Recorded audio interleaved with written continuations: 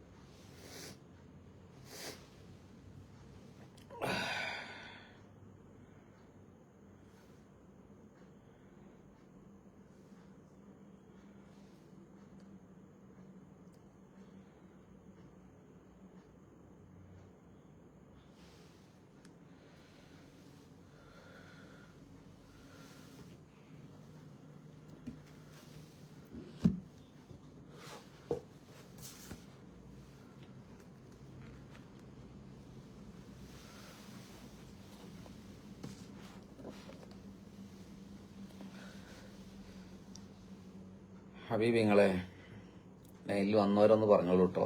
നമുക്ക് ആരംഭിക്കാം.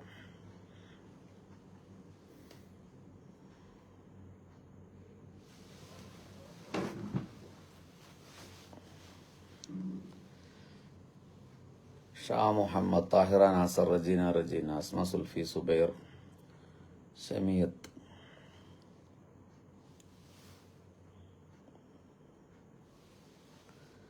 Siddique K M,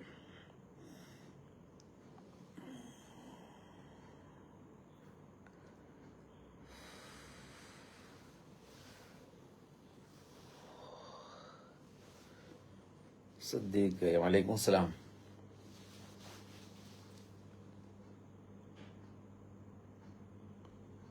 താജു P C, Shabeer Khan തായിഫിൽ നിന്ന്, റംലാട്ടി,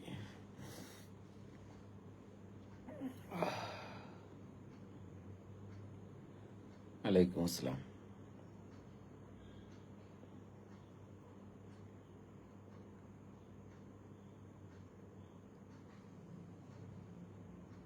അലി സൈനി കൂർഗ്, വലൈക്കും സലാം. അസ്കർ അലി കൊമ്പൻ ഖത്തറിൽ നിന്ന്, വലൈക്കും സലാം. ഷംസുദ്ദീൻ, വലൈക്കും സലാം.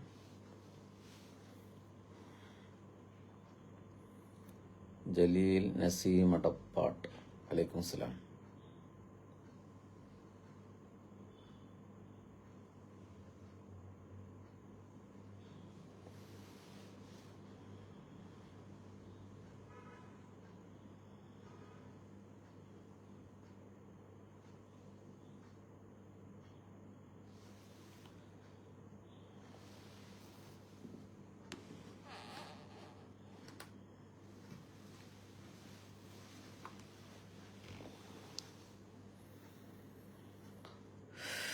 കുഞ്ഞബ്ദുള്ളയൊക്കെ, റഹീം അമരിയിൽ, Ahammed Askar K T, Mansoor, Muhammad Askar, Thaju P C, Hamza Gudalur, Zubair. വലൈക്കും അസ്സലാം.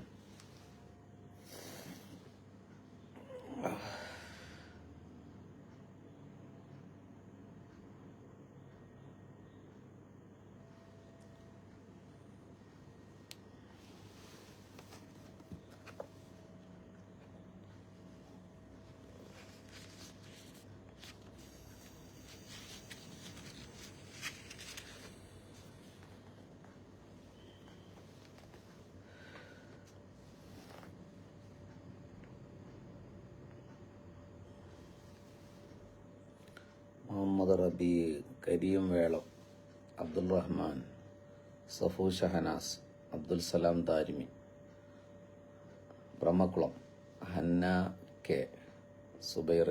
എല്ലാവർക്കും വലൈക്കും അസ്സലാം. 34 ആളായിട്ടുണ്ട്. 100 ആളുകളെത്തി നമുക്ക് തുടങ്ങാം. ഒന്ന് ഷെയർ ചെയ്താൽ ചിലപ്പോൾ പെട്ടെന്ന് വരും.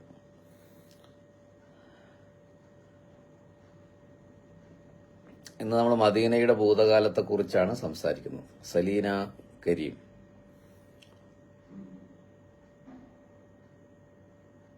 അലി സൈൻ ഇത് വരുന്നിട്ടുണ്ട്. വലൈക്കും അസ്സലാം.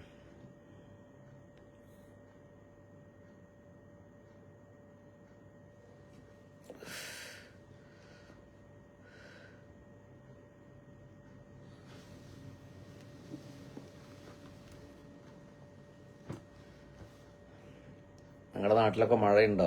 ഭയങ്കര ചൂടാണ് ഇവിടെ.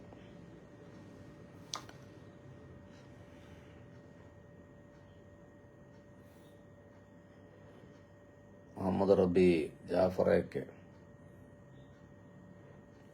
37.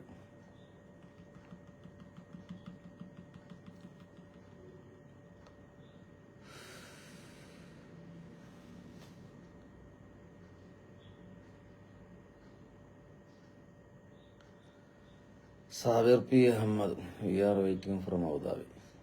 സാബിർ പി അഹമ്മദ് ഇത് നമ്മുടെ പഴയ സാബിർ തന്നെയാണ്, കണ്ണൂരത്തെ സാബിർക്കാണ്. മാട്ടൂലത്തെ സാബിർക്കാണോ?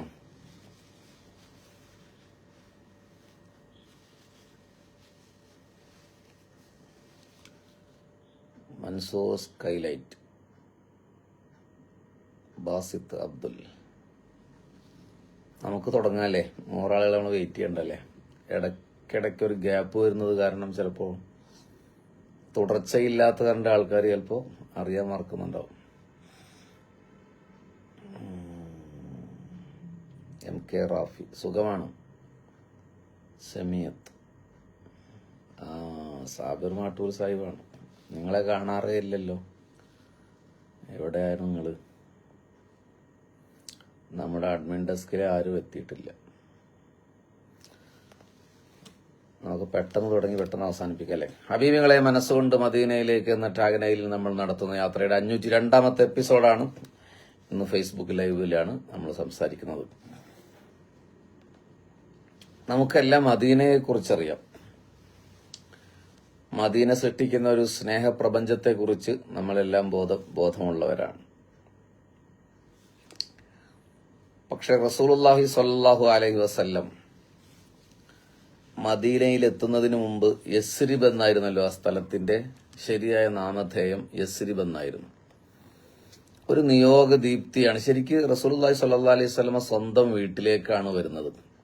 റസൂലുള്ളാഹി സ്വല്ലല്ലാഹു അലൈഹി വസല്ലം ജനിച്ചത് മക്കയിലാണെന്ന് നമ്മൾ പഠിച്ചിട്ടുണ്ട്. പക്ഷെ ഹബീബ് സല്ലല്ലാഹു അലൈഹി വസല്ലം ശരിക്കും വരുന്നത് സ്വന്തം വീട്ടിലേക്കാണ്.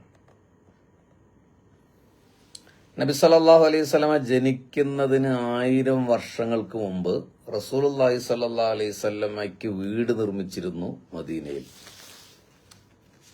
നിങ്ങളത് ആദ്യമായിട്ട് കേൾക്കായിരിക്കും അല്ലേ? പുണ്യ നബി സല്ലല്ലാഹു അലൈഹി വസല്ലമയ്ക്ക് വീട് നിർമ്മിച്ചിട്ടുണ്ട് മദീനയിൽ. ശറഹ് മുസ്ലിമിൽ ഇതുണ്ട് കേട്ടോ, ചുമ്മാ തള്ളിവിടില്ല.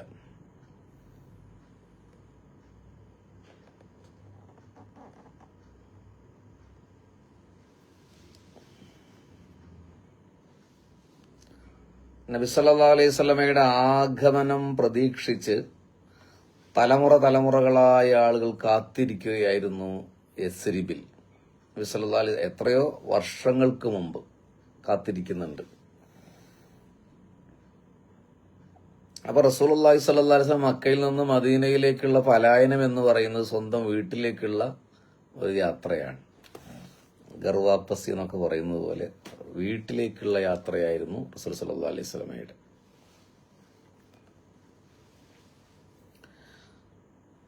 നമുക്ക് വിശുദ്ധ ഖുർആനിൽ പരാമർശിച്ച ഒരു രാജാവിന്റെ കഥ പറഞ്ഞു തുടങ്ങാം. നമുക്ക് ഖുർആനിൽ പറഞ്ഞൊരു രാജാവുണ്ട്. അദ്ദേഹത്തിന്റെ പേര് തുബ്ബ എന്നായിരുന്നു. പരിശുദ്ധ ഖുർആനിലെ നിങ്ങൾ പരിശോധിച്ച് നോക്കിക്കോളൂ കേട്ടോ. അൽ ബിദായ വന്നിഹായയാണ് ഞാൻ ഉദ്ധരിക്കുന്നത്. പരിശുദ്ധ ഖുർആനിലെ സൂറത്തു ദുഖാനിലെ 37ാമത്തെ ആയത്താണെന്ന് തോന്നുന്നത്. അഹും ഖൈറുൻ അം ഖൗമു തുബ്ബഇൻ വല്ലദീന മിൻ ഖബ്ലിഹിം അഹ്ലക്നാഹും ഇന്നഹും കാനൂ മുജ്രിമീൻ. ഇവരാണോ ഉത്തമർ, അതോ തുബ്ബയിന്റെ ജനതയും അവർക്ക് മുമ്പുള്ളവരുമാണോ ഉത്തമർ? അവർ കുറ്റവാളികളായിരുന്നതിനാൽ നാം അവരെ നശിപ്പിച്ചു എന്ന് സൂറത്തു ദുഖാനിൽ അള്ളാഹു പറയുന്നുണ്ട്. ആ രാജാവിന്റെ പേരാണ് തുബ്ബ എന്ന്. ഇബ്നു കസീർ റഹിമഹുല്ലാഹ് ഉദ്ധരിക്കുന്നുണ്ട്, ഇന്ന ഹാദൽ ബലദ മുഹാജറു നബിയ്യിൻ സല്ലല്ലാഹു അലൈഹി വസല്ലം യുബഅസു ഫീ ആഖിരിസ് സമാൻ വഇസ്മുഹു അഹ്മദ്. ഈ നാട് അന്ത്യകാലത്ത് നിയോഗിക്കപ്പെടുന്ന ഒരു പ്രവാചകന്റെ ഹിജറയുടെ സ്ഥലമാണ്. അദ്ദേഹത്തിന്റെ പേര് അഹമ്മദ് എന്നാണ് എന്ന് പൂർവ്വവേദ ഗ്രന്ഥങ്ങളൊക്കെ പറഞ്ഞിട്ടുണ്ട്. ആ രാജാവ് പറയാണ്, ലൗ അദറക്തുഹു ലഖദംതുഹു വഖറജതു മഅഹു. ഞാൻ ആ പ്രവാചകന്റെ കാലഘട്ടത്തിലാണ് ജീവിക്കുന്നതെങ്കിൽ അദ്ദേഹത്തെ സേവിക്കുകയും അദ്ദേഹത്തോടൊപ്പം യാത്ര ചെയ്യുകയും ചെയ്യുമായിരുന്നു എന്ന് തുബ്ബ പറഞ്ഞതായി രേഖപ്പെടുത്തിയിട്ടുണ്ട്. പുണ്യനബി സല്ലല്ലാഹു അലൈഹി വസല്ലം പറഞ്ഞു, ലാ തസുബ്ബു തുബ്ബ, നിങ്ങൾ തുബ്ബ രാജാവിനെ ആക്ഷേപിക്കരുത്. ഫഇന്നഹു കാന ഖദ് അസ്ലമ, അദ്ദേഹം മുസ്ലിമായിട്ടുണ്ട് എന്ന് റസൂലുള്ളാഹി പറഞ്ഞതായിട്ടൊരു ഹദീസിലുണ്ട്. ഈ ഹദീസ് ഹസൻ ആണ് എന്ന് ചില പണ്ഡിതന്മാർ രേഖപ്പെടുത്തിയിട്ടുണ്ട്.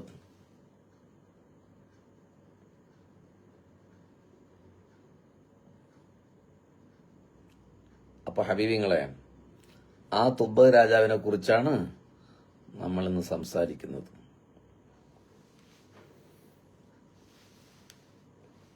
തുബ്ബ ഒന്നാമനാണ് എന്നും അഭിപ്രായമുണ്ട്. ഈ തുബ്ബ എന്ന് പറഞ്ഞാൽ കുറെ രാജാക്കന്മാരുടെ ഒരു അധികാരത്തിന്റെ പേരാണ്. സ്ക്രീനിലോ ശബ്ദത്തിലോ വല്ല പ്രശ്നമുണ്ടോ?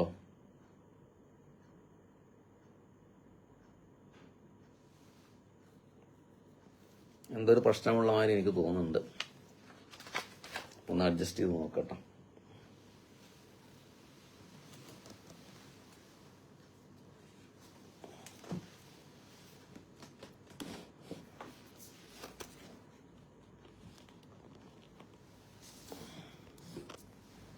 ഇപ്പൊ ശരിയായോ നോക്കും.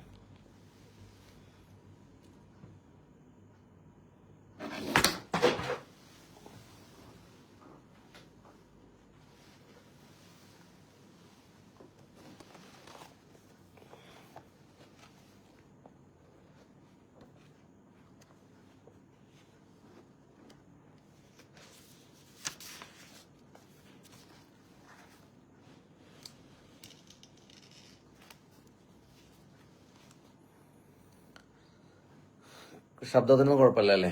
ഓക്കെ.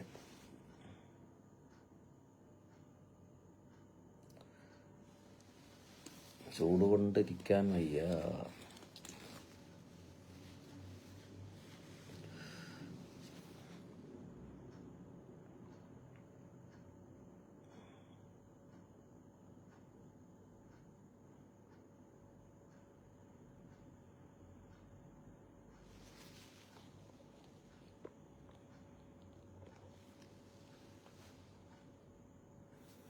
ഹബീബിങ്ങളെ, അയാളുടെ ശരിയായ പേര് ഹസ്സാൻ ബിനു തുബ്ബ ബിനു അസ്അദ് ബിനു കരീബ് അൽ ഹിമ്മിരി എന്നാണ്. ചിലപ്പോൾ വല്ല മത്സരമൊക്കെ വരുമ്പോൾ നിങ്ങൾക്ക് ഉപയോഗപ്പെടുത്താൻ പറ്റും.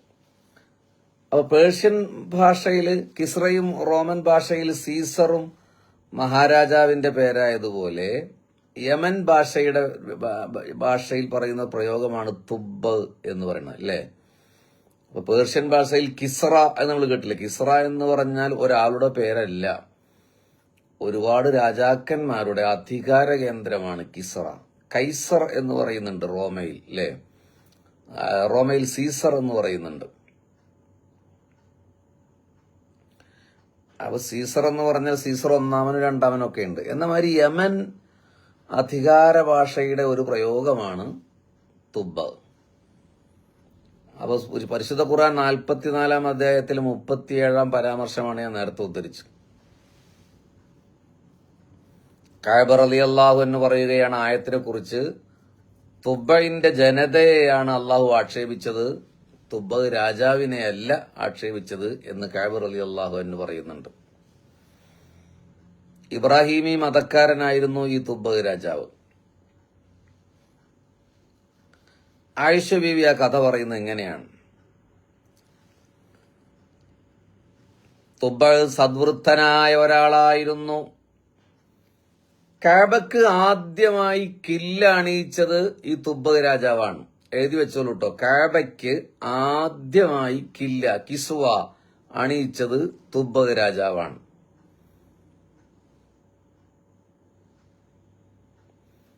അദ്ദേഹത്തിന്റെ സൈനിക സംവിധാനത്തെ കുറിച്ച് പറയുന്നത്, തന്റെ കുതിരകളെ ഇങ്ങനെ വരിക്ക് നിർത്തി പ്രദർശിപ്പിച്ചാല് ദമസ്കസ് മുതൽ യമൻ വരെ എത്തുന്ന അത്രയും നീളമുള്ള കുതിരപ്പടയാളികൾ ഉണ്ടായിരുന്നു അദ്ദേഹത്തിന്. ആ രാജാവിന്റെ മരണത്തിനും നബി സല്ലല്ലാഹു അലൈഹി വസല്ലമയുടെ ജനനത്തിനും ഇടയിൽ നീണ്ട 1000 വർഷത്തെ ദൈർഘ്യം ഉണ്ട്. 1000 കൊല്ലത്തെ ദൈർഘ്യമുണ്ട്.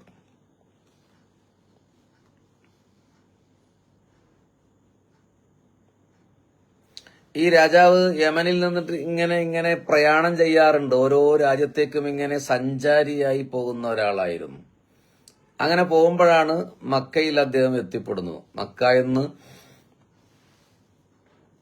ഇന്നറിയപ്പെടുന്ന ആ സ്ഥലത്തേക്ക് അദ്ദേഹം എത്തുന്നത്. അദ്ദേഹത്തിന്റെ കൂടെ മന്ത്രിമാരിൽപ്പെട്ട ഒരാൾ കൂടി ഉണ്ടായിരുന്നു. അദ്ദേഹത്തിന്റെ അധികാര കേന്ദ്രത്തിലൂടെ കടന്നുപോകുന്ന എല്ലാ പ്രദേശങ്ങളിൽ നിന്നും അദ്ദേഹം 10 ആളുകളെ അദ്ദേഹത്തിന്റെ കൂടെ കൂട്ടിയിരുന്നു. ആ നാട്ടുകാരെല്ലാം തുബ്ബ രാജാവിനെ അതീവ ബഹുമാനത്തോടെ കണ്ട ഒരാളാണ്. നല്ല മനുഷ്യനായിരുന്നു. അങ്ങനെ വിവിധ നാടുകളിൽ നിന്ന് അദ്ദേഹം മക്കയിലെത്തുമ്പോൾ അദ്ദേഹത്തിന്റെ കൂടെ തെരഞ്ഞെടുക്കപ്പെട്ടവർ 4000-ഓളം ഉണ്ടായിരുന്നു, പരിവാരങ്ങൾ. പക്ഷെ മക്കക്കാർ തുബ്ബ രാജാവ് മക്കയിൽ വന്നപ്പോൾ അദ്ദേഹത്തെ പരിഗണിക്കുകയോ പോലും ചെയ്തില്ല, ബഹുമാനിക്കുകയും ചെയ്തില്ല. മക്കൾക്ക് അങ്ങനെ ഒരു കാര്യം ഉണ്ടല്ലോ അല്ലെ. മക്കയിൽ നിങ്ങൾ ഉംറയ്ക്ക് പോയാൽ മാഷാ അല്ലാഹ്, മക്കയിലെ പോലീസുകാരും മദീനയിലെ പോലീസുകാരും തമ്മിൽ വ്യത്യാസമുണ്ട്. മക്കയിലെ ആളുകളും മദീനയിലെ ആളുകളും തമ്മിൽ സ്വഭാവ രീതിയിൽ വ്യത്യാസമുണ്ട്. നിങ്ങൾ ശ്രദ്ധിച്ചാൽ മനസ്സിലാവും. എന്തിന്? ജിയോഗ്രഫിക്കലി വ്യത്യാസമുണ്ട്. മക്ക എന്ന് പറഞ്ഞാൽ കുന്നുകളുടെ ഒരു താഴ്വരയാണ്. മദീന എന്ന് പറഞ്ഞാൽ പൂർണ്ണമായും അങ്ങനെയല്ല. കാലാവസ്ഥയും അങ്ങനെയല്ല. നിങ്ങൾ ഉംറയ്ക്ക് പോയാൽ അറിയാം നിങ്ങൾക്ക്. മക്കയിലെ കാലാവസ്ഥയാകില്ല മദീനയിലേക്ക്. മദീന പലപ്പോഴും ഒരു മിതശീതോഷ്ണമായിരിക്കും മദീനയിൽ ഉണ്ടാവുക. അപ്പൊ കാലാവസ്ഥയിലും സ്വഭാവത്തിലും ഒക്കെ വ്യത്യാസമുണ്ട്. തുബ്ബ രാജാവിനെ മക്കക്കാർ ബഹുമാനിച്ചില്ല, ആദരപൂർവ്വം സ്വീകരിക്കുകയും ചെയ്തില്ല. ദേഷ്യം വന്ന തുബ്ബ മന്ത്രിയോട് പരിഭവം പറഞ്ഞു.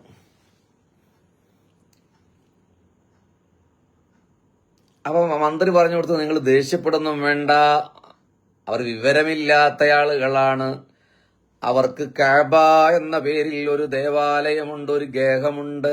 കഅബ എന്ന പേരിൽ അതിലവർ വല്ലാതെ അഭിമാനം കൊള്ളുന്ന ആളുകളാണ്.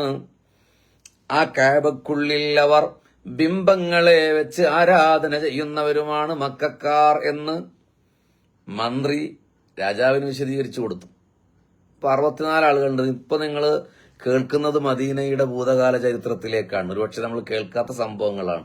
അതുകൊണ്ട് ഒന്ന് ഷെയർ ബട്ടൺ അമർത്തി നിങ്ങളുടെ ടൈം ലൈനിൽ ഇത് ഷെയറായി കിടക്കുകയാണെങ്കിൽ തീർച്ചയായും അത് കണ്ട നിങ്ങളുടെ വ്യൂവേഴ്സോ അല്ലെങ്കിൽ ഫോളോവേഴ്സോ ഒക്കെ ലൈവ് കാണാൻ സാധ്യതയുണ്ട്. ആള് കൂടാൻ വേണ്ടിയിട്ടല്ല, ഈ ചരിത്രം എല്ലാവരും അറിയട്ടെ, നമ്മുടെ യാത്രാ സംഘത്തിൽ എല്ലാവരും ഉണ്ടാകട്ടെ. കമന്റിന് ഞാൻ അവസാനം മറുപടി പറയാട്ടോ. അങ്ങനെ തുബ്ബ രാജാവ് ബത്ഹയിൽ ഇറങ്ങി. ബത്ഹ എന്ന് പറഞ്ഞൊരു താഴ്വരയുണ്ട്. ബിലാൽ റളിയല്ലാഹു അൻഹുവിനൊക്കെ ക്രൂരമായി പീഡിപ്പിച്ചത് ഈ ബത്ത്ഹാ താഴ്വരയിലാണ്. അവിടെ ഇറങ്ങി. ഇനി കേട്ടോളൂ കേട്ടോ, ഇനി കേട്ടോളൂ. മന്ത്രിയെ പോലും അറിയിക്കാതെ തുബ്ബഹ് രാജാവിന്റെ മനസ്സിൽ ഒരു ചിന്ത വന്നു, കഅബ തകർക്കണം എന്ന്. കഅബ എന്ന നാമത്തിന് പകരം കർബ എന്ന പേരിടാൻ വേണ്ടി അദ്ദേഹം നിശ്ചയിച്ചു. കർബ എന്ന് പറഞ്ഞാൽ അപമാനം എന്നാണ് അർത്ഥം. ഇദ്ദേഹത്തെ ബഹുമാനിക്കാത്തതിന്റെ പേരിൽ ഉണ്ടായൊരു പ്രശ്നമാണ്. കഅബ മാറ്റി കർബ എന്നാക്കണം എന്ന് അദ്ദേഹം ചിന്തിച്ചു. അവിടുത്തെ പുരുഷന്മാരെയൊക്കെ വധിക്കുകയും സ്ത്രീകളെയൊക്കെ ബന്ധിയാക്കുകയും ചെയ്യണമെന്ന് അദ്ദേഹം മനസ്സിൽ കരുതി. നമ്മുടെ ഫസലുദ്ദീന്റെ ഉപ്പ മരണപ്പെട്ടു, അല്ലാഹു മഗ്ഫിറത്ത് കൊടുക്കട്ടെ. അങ്ങനെ മനസ്സിൽ ചിന്തിച്ചേ ഉള്ളൂ. കടുത്ത തലവേദന വന്നു അദ്ദേഹത്തിന്. അങ്ങനെ ചിന്തിച്ചപ്പോഴേ കടുത്ത തലവേദന വന്നു. കണ്ണുകൾ, കാതുകൾ, മൂക്കുവായ എന്നിവയിൽ നിന്ന് ദുർഗന്ധമുള്ള ഒരു ദ്രാവകം പുറത്തേക്ക് വരാൻ തുടങ്ങി. അതിന്റെ രൂക്ഷമായ ഗന്ധത്താൽ ഒരാൾക്കും അദ്ദേഹത്തിന്റെ അടുത്തേക്ക് വരാൻ പറ്റാതെയായി. ആലോചിച്ച് നോക്ക്, കഅബ തകർക്കണമെന്ന ഒരു ചിന്ത വന്നതേയുള്ളൂ. അതുകൊണ്ടാണ് മക്കയിലേക്ക് ഹജ്ജിനോ ഉംറയ്ക്കോ പോകുന്നവർ, ഇവിടെ ഒരാൾ ഉംറക്ക് പോകുന്നു എന്ന് പറഞ്ഞു, അല്ലാഹു മഖ്ബൂലും മബ്റൂറായ ഉംറ കൊടുക്കട്ടെ. കഅബ ഷരീഫിന്റെ മഹത്വത്തിന് എതിരായി ചെയ്താൽ അപമാനിക്കപ്പെടും, മക്കയിൽ വെച്ച് അപമാനിക്കപ്പെടും. അല്ലാഹു നമ്മളെ കാക്കട്ടെ. നിങ്ങൾക്കും എനിക്കും മക്കയിൽ പോകാൻ അല്ലാഹു തൗഫീഖ് നൽകട്ടെ. കഅബയോട് ആദരവല്ലാത്ത രീതിയിൽ അവിടെ പെരുമാറിയാൽ തുബ്ബഹ് രാജാവ് ചിന്തിച്ചതേയുള്ളൂ. അപ്പോഴേക്കും അദ്ദേഹത്തിന് കടുത്ത തലവേദന, മൂക്കിൽ നിന്നും ചെവിയിൽ നിന്നും മണക്കുന്ന ഒരു ഗന്ധമുള്ള, ദുർഗന്ധം വമിക്കുന്ന ഒരു ദ്രാവകം ഇങ്ങനെ ഒഴുകാൻ തുടങ്ങി. അയാള് മന്ത്രിയോട് പറഞ്ഞു, വൈദ്യന്മാരൊക്കെ വിളിച്ചു വരുത്തി.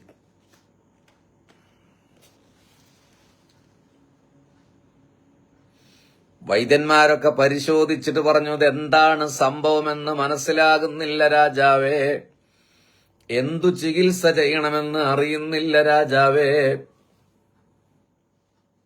അവരെ അദ്ദേഹത്തിന്റെ അടുത്ത് പോയി, കാരണം ദുർഗന്ധം ക്ഷമിക്കാൻ കഴിയുന്നില്ല. നോക്കൂ, അല്ലാഹു ആദരിച്ചതിനെ ആദരിക്കണം, അല്ലാഹു ബഹുമാനിച്ചതിനെ ബഹുമാനിക്കണം. നമ്മൾ കഴിഞ്ഞ ദിവസത്തെ ലൈവിൽ പറഞ്ഞു, കേൾക്കാത്തവരുണ്ടെങ്കിൽ ഞാനൊന്ന് ഓർമ്മപ്പെടുത്തുകയാണ്. ഒരാൾ സ്വപ്നത്തിൽ വന്നു, അത് നല്ല പണ്ഡിതനായ ഒരാൾ സ്വപ്നത്തിൽ റസൂലുള്ളാഹി സ്വല്ലല്ലാഹു അലൈഹി വസല്ലം കിനാവിൽ കണ്ടു. പക്ഷെ പിന്നെ അദ്ദേഹം റസൂലുള്ളാഹിനെ കണ്ടില്ല. അപ്പൊ അദ്ദേഹത്തിന്റെ കൂട്ടുകാരനോട് ചോദിക്കാൻ പറഞ്ഞു. കൂട്ടുകാരൻ റസൂലുള്ളാഹിനെ കിനാവിൽ കാണുന്ന ആളാണ്, അയാളും ആലിമാണ്. എന്താണ് റസൂലുള്ളാഹി എന്നോട് പിണങ്ങിയേക്കെന്ന് ചോദിക്കാൻ പറഞ്ഞു. അപ്പൊ റസൂലുള്ളാഹി കിനാവിൽ കൂട്ടുകാരനോട് പറഞ്ഞു കൊടുത്തു, അദ്ദേഹം ഖുർആൻ, എന്താണ് എന്തൊരു സംഭവം പറഞ്ഞല്ലോ, ഖുർആനിന്റെ മുകളിൽ, അതായത് റസൂലുള്ളാഹിക്ക് വഫാത്തായതിനു ശേഷമല്ലോ പോയി കിനാവ് കാണുക, ഖുർആനൊക്കെ സംഭവിച്ചതിന് ശേഷമാണ്. ഖുർആനിന്റെ മുകളിൽ മറ്റൊന്ന് വെച്ചു, അതുകൊണ്ട് ഞാൻ അദ്ദേഹത്തിന് ദർശനം നൽകില്ല എന്ന് പുണ്യ നബി സ്വപ്നത്തിൽ പറഞ്ഞു. അപ്പൊ ആദരിക്കുന്നതിനെ ആദരിക്കണം. അതുകൊണ്ടാണ് നമ്മൾ പണ്ട് എന്ന് പറഞ്ഞാൽ നമ്മുടെ ആദ്യ കാലഘട്ടത്തിലൊക്കെ ലൈവില് ചില മോശം കമന്റ് വരും, നമ്മളവരെ മൈൻഡ് ചെയ്യില്ല. നമ്മളൊരു ഡയലോഗ് പറയും, അല്ലാഹുവേ നീ ഇടപെടവന്റെ കാര്യത്തിൽ എന്നാ പറയാം. കാരണം എന്താണ്, ഇത് നമുക്ക് പൈസ പിരിക്കാനുള്ള പരിപാടിയല്ലോ. റസൂലുള്ളാഹിനെ കുറിച്ച് പറയാൻ നമുക്ക് വേറെ ഉദ്ദേശങ്ങളൊന്നും ഇല്ലല്ലോ ഇതിന്റെ പിന്നിൽ. അപ്പം നമ്മൾ അങ്ങനെ പറഞ്ഞത് നിങ്ങൾക്ക് ഓർമ്മ ഉണ്ടാവും അല്ലെ, അല്ലാഹുവേ നീ അവന്റെ വിഷയത്തിൽ ഇടപെടുന്നു. അങ്ങനെ എന്നോട് മാസങ്ങൾക്ക് ശേഷം ക്ഷമ പറഞ്ഞവരുണ്ട്, പൊരുത്തപ്പിടിച്ചവരുണ്ട്. ഞാൻ പറഞ്ഞു, എന്നോട് പൊരുത്തപ്പിടിച്ചിട്ട് എന്താ കാര്യം, ഞാൻ റസൂലുള്ളാഹിനെ കുറിച്ച് പറയുമ്പോൾ നിങ്ങൾ ആളുകളെ ശ്രദ്ധ തിരിക്കുന്ന രീതിയിൽ വേറെ കമന്റ് ഇട്ടത് അതവുകേടല്ലേ എന്ന് പറഞ്ഞു. ആദർശപരമായി യോജിപ്പുള്ളവരുണ്ടാകും, ഫേക്ക് ഐഡിയിൽ നിന്ന്. ഇപ്പോഴൊന്നും സമീപകാലത്ത് കാണാറില്ല, കാരണം നമ്മളിതിന്റെ പിന്നിൽ വേറെ ഉദ്ദേശങ്ങളൊന്നും ഇല്ല എന്ന് മനസ്സിലാക്കിയത് കൊണ്ടായിരിക്കും. അപ്പൊ ചുരുക്കത്തിൽ തുബ്ബഹ് രാജാവിന് രോഗശമനം ലഭിക്കുന്നില്ല.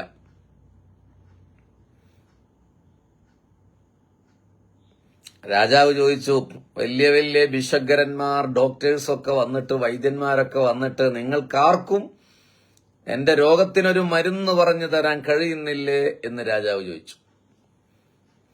അപ്പോൾ ഡോക്ടർമാര് പറഞ്ഞു, രാജാവേ, ഐഹിക നിമിത്തമായ രോഗങ്ങൾക്കാണ് ഞങ്ങൾ മരുന്ന് നൽകുക, ചികിത്സ നൽകുക. അതായത് ഭൗതികമായ രോഗങ്ങൾക്ക്.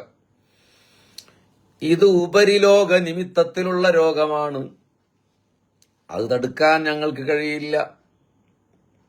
ഈ രോഗം വേറെ കേസാണ്, അത് തടുക്കാൻ ഞങ്ങൾക്ക് കഴിയില്ല എന്ന് അദ്ദേഹം പറഞ്ഞു. എന്ന് എല്ലാ ഡോക്ടർമാരും പറഞ്ഞു. ജനങ്ങൾ പിരിഞ്ഞുപോയി. തുബക് രാജാവിനെ സംബന്ധിച്ചിടത്തോളം കാര്യങ്ങൾ വളരെ സങ്കീർണമായി. അന്ന് രാത്രിയായപ്പോൾ ജ്ഞാനികളിൽപ്പെട്ട ഒരാൾ, പണ്ഡിതനായ ഒരാൾ മന്ത്രിയെ സമീപിച്ചു പറഞ്ഞു, എനിക്ക് താങ്കളോട് ഒരു രഹസ്യം പറയാനുണ്ട്. ഒരു പണ്ഡിതൻ ഒന്ന് പറഞ്ഞു. എന്താണ്? രാജാവ് എന്നോട് ഞാൻ ചോദിക്കുന്നതിന് സത്യം പറയുകയാണെങ്കിൽ ഞാൻ അദ്ദേഹത്തെ ചികിത്സിക്കാം. പക്ഷെ ഞാൻ ചോദിക്കുന്നത് സത്യം പറയണം. മന്ത്രി ആ ജ്ഞാനിയുടെ കൈ പിടിച്ച് രാജാവിന്റെ അടുത്തേക്ക് കൊണ്ടുപോയി. അദ്ദേഹത്തിന്റെ ഡിമാൻഡ് രാജാവിനോട് പറഞ്ഞു. രാജാവ് അത് സമ്മതിച്ചു.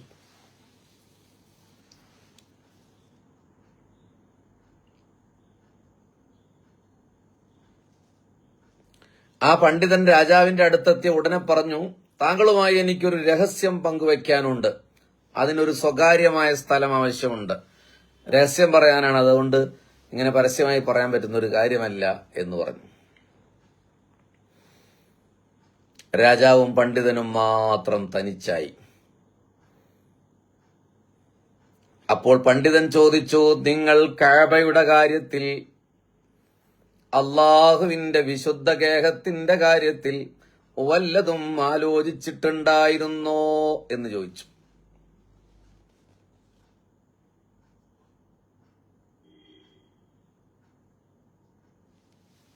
അപ്പൊ രാജാവ് പറഞ്ഞു, ഞാൻ മനസ്സിൽ ഈ കഅബയെ തകർക്കണമെന്ന് ആഗ്രഹിച്ചു, മക്കയിലെ പുരുഷന്മാരെ കൊന്നുകളയണമെന്ന് ആഗ്രഹിച്ചു, സ്ത്രീകളെ ബന്ധിയാക്കണമെന്നും ഞാൻ ആഗ്രഹിച്ചിട്ടുണ്ടായിരുന്നു എന്ന് തുബക് രാജാവ് മക്കയിലെ ആ പണ്ഡിതനോട് മറുപടി പറഞ്ഞു. അപ്പൊ പണ്ഡിതൻ പറഞ്ഞു, താങ്കളുടെ ഈ രോഗവും ഈ കടുത്ത പരീക്ഷണവും ഇതുകൊണ്ടാണ്. ഈ ഗേഹത്തിന്റെ നാഥൻ രഹസ്യങ്ങൾ അറിയുന്ന തമ്പുരാനാണ്, സർവശക്തനാണ്. ഈ ഗേഹത്തിനെ ഉപദ്രവിക്കാൻ കരുതിയതെല്ലാം മനസ്സിൽ നിന്ന് ഒഴിവാക്കണം. ഇഹത്തിലും പരത്തിലും ഏറ്റവും ഗുണമായത് അതാണ്. അതുകൊണ്ട് അത് മനസ്സിൽ നിന്ന് എടുത്തു കളയും. ഹജ്ജിന് പോകുന്നവരെ, ഉംറയ്ക്ക് പോകുന്നവരെ അപകടമാണ് മക്കയും മദീനയും. ഹജ്ജ് ക്ലാസ്സിൽ അത് പറയില്ല. നമ്മളിപ്പോ തവാഫ് ചെയ്തില്ലെങ്കിൽ ചുമ്മാ ഒരു ഉംറ കഴിഞ്ഞ് ചുമ്മാ വീട്ടിലിരുന്ന റൂമിലിരുന്ന പ്രശ്നമൊന്നുമില്ല. പക്ഷേ വെറുതെ കഅബയുടെ മുറ്റത്ത് പോയി കഅബയെ കുറിച്ച് അനാവശ്യമായ ചിന്ത ചിന്തിച്ചാൽ കടുത്ത രോഗമാണ് ഉണ്ടാകുക, കടുത്ത പരീക്ഷണമാണ് ഉണ്ടാവുക. അള്ളാഹു നമ്മളെ കാക്കട്ടെ. നമ്മൾ പല ചിന്തകളുണ്ടാവുള്ളൂ. മനസ്സ് എന്ന് പറയുന്നത് നമുക്ക് നിയന്ത്രിക്കാൻ കഴിയാത്തൊരു കാര്യമാണ്. അപ്പോൾ ചില ആളുകൾ ഇങ്ങനെ ചിന്തിച്ച് ഓരോന്ന് പറയാം, ആ കഅബ എന്താണ് അങ്ങനെ, കഅബ അന്ന് പൊളിഞ്ഞില്ലേ, അങ്ങനെ അങ്ങനെ മോശമായി കഅബയുടെ ആദരവിനെതിരായി ചിന്തിച്ചാൽ പണി കിട്ടും. 8ന്റെ അല്ല 16ന്റെ പണി കിട്ടും. അതുകൊണ്ട് അള്ളാഹു കാക്കട്ടെ. നിങ്ങളെന്താണ് ആമീൻ പറയാത്തത്? അത് ഞാൻ കാണായിട്ടാണ്. അപ്പൊ ഈ സംഭവങ്ങൾ ആദ്യമായിട്ട് കേൾക്കാവും. ഞാൻ ഇടക്കിടക്ക് അങ്ങനെ പറയാറുണ്ട്, ആദ്യമായിട്ട് കേൾക്കാവും. എന്താ പറയാൻ കാരണം വെച്ചാൽ ഒരുപാട് പ്രസംഗങ്ങളൊക്കെ യൂട്യൂബിലുള്ളതല്ലേ. അപ്പൊ പരമാവധി വെറൈറ്റി പറയാനും കരുതിയിട്ടാണ്. മുഹമ്മദ് നവാസ്, കച്ചവടം മോശമാണ്, അള്ളാഹു ബർക്കത്ത് ചെയ്യട്ടെ.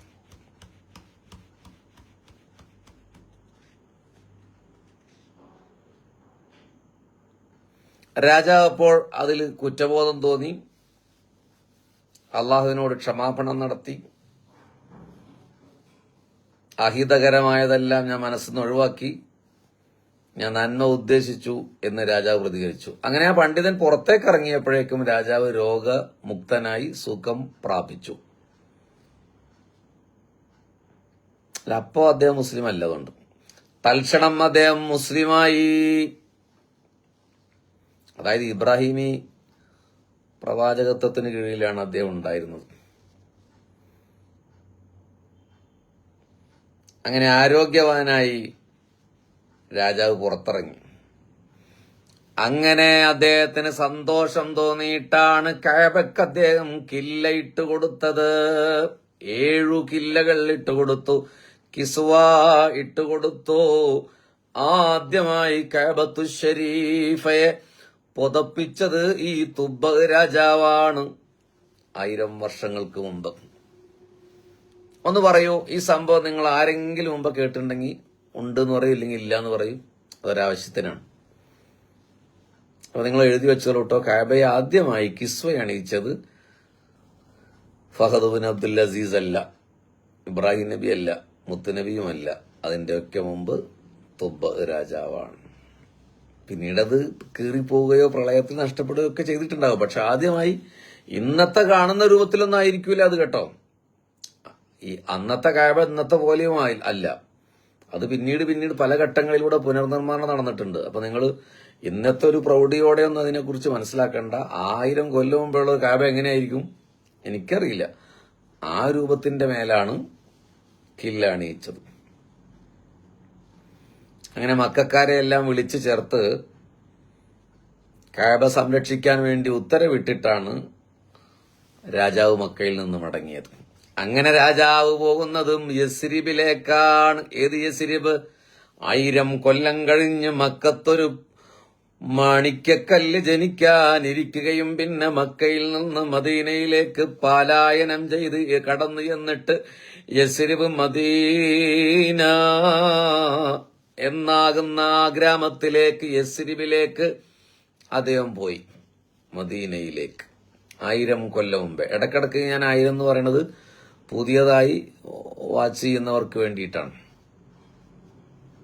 അങ്ങനെ മദീനയിൽ ഒരു ജലാശയത്തിന്റെ അടുത്ത് അദ്ദേഹവും സൈന്യവും ഒക്കെ അവിടെ വന്നിറങ്ങി. ഒരു ജലാശയമുണ്ട് മദീനയിൽ. ആ ജലാശയം ഇപ്പോഴും ഉണ്ട് കേട്ടോ, പക്ഷെ അതിൽ വെള്ളമില്ല. ആ ജലാശയം നിന്നിരുന്ന സ്ഥലം നല്ല പരിചിതമായ അമീറുമാരോട് പറഞ്ഞാൽ നിങ്ങൾക്ക് കാണിച്ചു തരും. ഇൻഷാ അല്ലാഹ് പറയും. നിങ്ങൾ എപ്പോഴെങ്കിലും മദീനത്ത് പോകുമ്പോൾ തുബ്ബ രാജാവ് എന്നറിഞ്ഞ ജലാശയം എവിടെയാണെന്ന് ചോദിച്ചാൽ ചിലപ്പോൾ കാണിച്ചു തരും. അതിൽ വെള്ളമില്ല, പക്ഷെ ആ സ്ഥലം അവിടെയുണ്ട്. ഓക്കെ, മദീനയിലുണ്ട്. ഞാൻ കണ്ടിട്ടുണ്ട്, അതുകൊണ്ടാണ് പറയുന്നത്.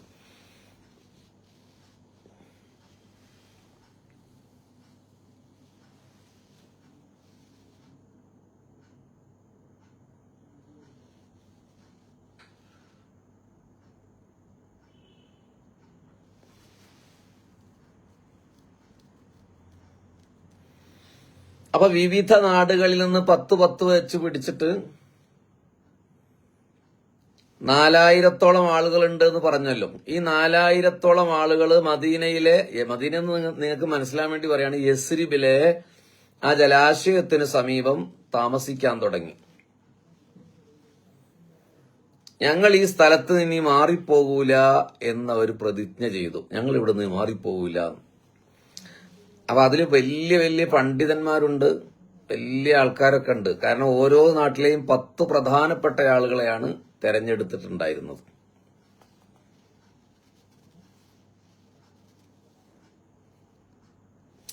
തുബ്ബ രാജാവ് അവര് കൂടെ പോരാൻ വേണ്ടി, തുബ്ബ രാജാവ് യസ്രിബിൽ നിന്ന് മടങ്ങുമ്പോൾ കൂടെ പോരാൻ വേണ്ടി നിർബന്ധിച്ചു എന്ന് മാത്രമല്ല, പീഡനങ്ങൾ വരെ നടത്തി.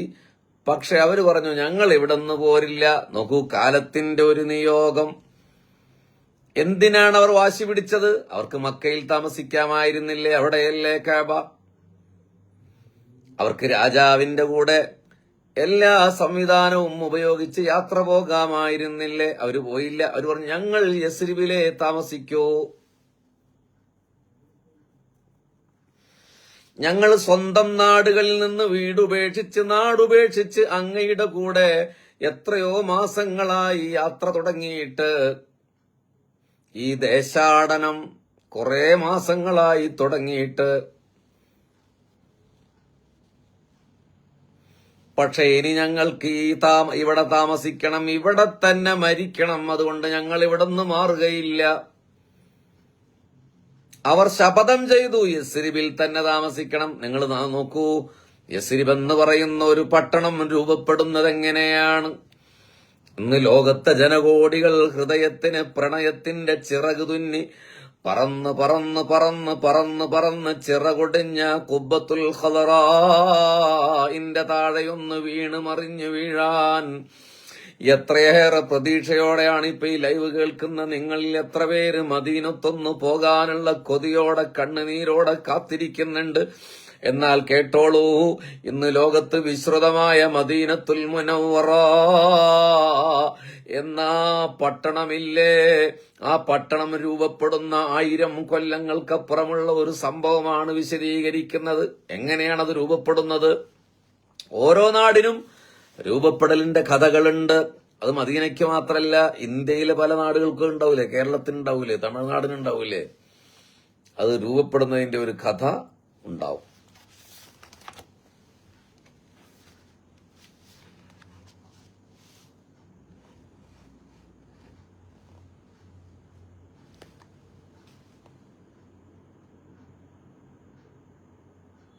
അപ്പൊ രാജാവ് ചോദിച്ചു, നിങ്ങൾ എന്താണ് എന്റെ കൂടെ വരാത്തത്? നിങ്ങൾ എല്ലാ നാട്ടിലേക്കും എന്റെ കൂടെ വന്നതല്ലേ, ഇവിടെ എന്താണ് നിങ്ങൾ വരാത്തത്? എന്താ നിങ്ങൾ ഇവിടെ താമസിക്കുന്നത് എന്ന് ചോദിച്ചു.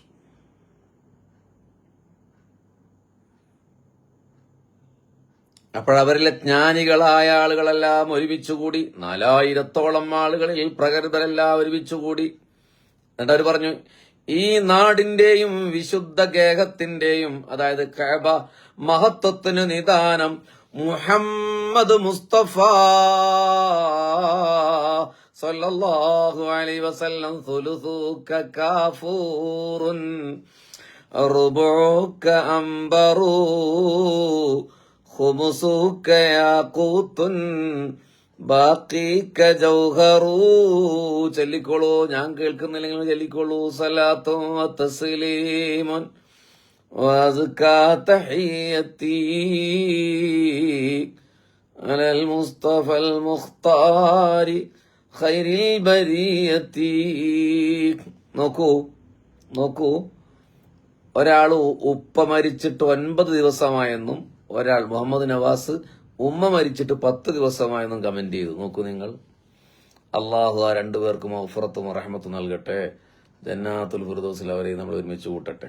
നോക്കൂ, പുണ്യനബിയുടെ പേര് പറഞ്ഞു. 1000 കൊല്ലങ്ങൾക്ക് മുമ്പ് യസ്രിബിൽ വെച്ചവര് പറഞ്ഞു, മുഹമ്മദ് മുസ്തഫ എന്ന ഒരാൾ ഇവിടെ വരാനുണ്ട്. മക്കയാണ് ജന്മനാട്. എന്നാൽ മക്കയിൽ നിന്ന് അദ്ദേഹം ഈ യസ്രിബിലേക്ക് പലായനം ചെയ്തു വരും. അവിടത്തെ കണ്ടുമുട്ടണം, വിശ്വസിക്കണം. അതിനാണ് ഞങ്ങൾ ഇവിടെ താമസിക്കുന്നത്. ആ പ്രതീക്ഷയിലാണ് ഞങ്ങൾ ഇവിടെ താമസിക്കുന്നത്. പണ്ഡിതന്മാർ അവരുടെ നിലപാട് വിശദീകരിച്ചു. ഈ സംസാരം കേട്ടപ്പോൾ മന്ത്രി പറഞ്ഞു, എന്നാ ഞാനും ഇവരുടെ കൂടെ നിൽക്കുകയാണ്. ആലോചിച്ച് നോക്കൂ, കാലത്തിന്റെ മനോഹരമായ ചന്തചാരുതയാർന്ന ഒരു നിയോഗദീപ്തി. 1000 കൊല്ലം മുമ്പ് എന്റെ നബിയുടെ പേര് യസ്രിബിൽ മുഴങ്ങി. യാ അല്ലാ, നിങ്ങളത് ഹൃദയപൂർവ്വം കേട്ടോ. ഒന്ന് ഹൃദയപൂർവ്വം. എന്ത് ശബ്ദത്തിന്റെ പ്രശ്നമുള്ളത് കാരണമാണ് ഞാൻ അതിന്റെ വൈകാരികതയിൽ പറയാത്തത്. എന്നാലും നിങ്ങൾ ആലോചിച്ച് നോക്കി, 1000 കൊല്ലം മുമ്പ് പുണ്യനബിയുടെ പേര് പറയപ്പെട്ട നഗരമാണ്, ഗ്രാമമാണ് യസ്രിബ്. നിങ്ങൾ മനസ്സൊന്ന് മറന്നുപോകരുത് കേട്ടോ. പറ്റുമെങ്കിൽ നിങ്ങൾ നാളെ എല്ലാവരോടും ഈ കഥയൊന്ന് പറഞ്ഞു കൊടുക്കണം കേട്ടോ. ഇത് കേവലം കെട്ടുകഥയല്ല, ഹദീസിലുണ്ടെന്ന് ഞാൻ വൈകി വന്നവർ തുടക്കം മുതൽ കേൾക്കണം. റസൂലുള്ളാഹി തുബ്ബ രാജാവിനെ കുറിച്ച് പറഞ്ഞതൊക്കെ ഹദീസ് ഉദ്ധരിച്ചിട്ടുണ്ട്. പരിശുദ്ധ ഖുർആനിൽ സൂറത്തു ദുഖാനിൽ ഈ തുബ്ബ രാജാവിന്റെ പേരെടുത്തു പറഞ്ഞിട്ടുണ്ട്. നിങ്ങൾ എപ്പോഴെങ്കിലും ഇങ്ങനെ ഒരു ക്വിസ് മത്സരത്തിൽ ചോദ്യം നേരിട്ടുണ്ടോ എന്ന് എനിക്കറിയില്ല. ഖുർആനിൽ പേര് പറയപ്പെട്ട രാജാവ് ആരാണെന്ന്. ഖുർആനിൽ കുറെ രാജാക്കന്മാരുടെ പേരുണ്ടല്ലോ, അല്ലേ? ഉണ്ടോ? പ്രവാചകന്മാരല്ലാത്ത ഏതെങ്കിലും രാജാക്കന്മാരുടെ പേരുണ്ടോ? ഉണ്ടെങ്കിൽ എഴുതി വെച്ചോളൂ, തുബ്ബാണ്. നമ്മൾ എന്താണ് കരുതിയത് മദീനയെ കുറിച്ച്?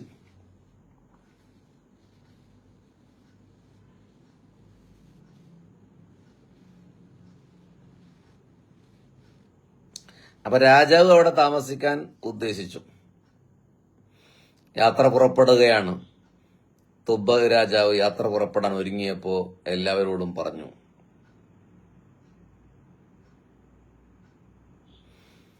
എല്ലാവരും പോരൂന്ന് പറഞ്ഞു. പക്ഷെ അവര് സമ്മതിച്ചില്ല.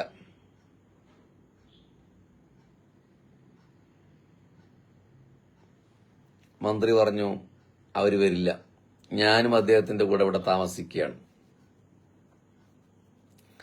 ഹബീബിങ്ങളെ, ഈ സംഭവം കേട്ടപ്പോൾ മുഹമ്മദ് എന്ന് പറയുന്ന ഒരു പ്രവാചകന്റെ ആഗമനത്തിന് യസ്രിബ് സാക്ഷിയാകുമെന്ന സന്തോഷ വാർത്ത കേട്ടപ്പോൾ രാജാവ് പറഞ്ഞു, എന്നാൽ ഞാനും ആ പ്രവാചകനെ പ്രതീക്ഷിക്കുകയാണ്. അങ്ങനെ 1 വർഷക്കാലം തുബ്ബ രാജാവ് യസ്രിബിൽ താമസിച്ചു. 1 വർഷം റസൂലുള്ളാഹിനെ പ്രതീക്ഷിച്ചിട്ട്. എന്നാണ് ആ പ്രവാചകൻ വരിക എന്നുള്ളത് പൂർവ്വ വേദഗ്രന്ഥങ്ങളിലൊന്നും പറഞ്ഞിട്ടില്ല. ആഖിർ സമാനിലാണ് വരിക എന്ന് പറഞ്ഞിട്ടുള്ളൂ. ഇന്ന ദിവസം വരുന്ന ഇന്ന ഡേറ്റ് ഒന്നും പറഞ്ഞിട്ടില്ല. അത് കാരണം 1 കൊല്ലക്കാലം തുബ്ബ രാജാവ് മദീനയിൽ താമസിച്ചിട്ടുണ്ട്. അങ്ങനെ ഓരോരുത്തർക്കായി വീടുകൾ നിർമ്മിക്കാൻ വേണ്ടി രാജാവ് തീരുമാനിച്ചു. യസ്രിബിലെ വീടുകൾ നിർമ്മിക്കാൻ വേണ്ടി കൽപ്പിച്ചു. 400 അടിമകളെ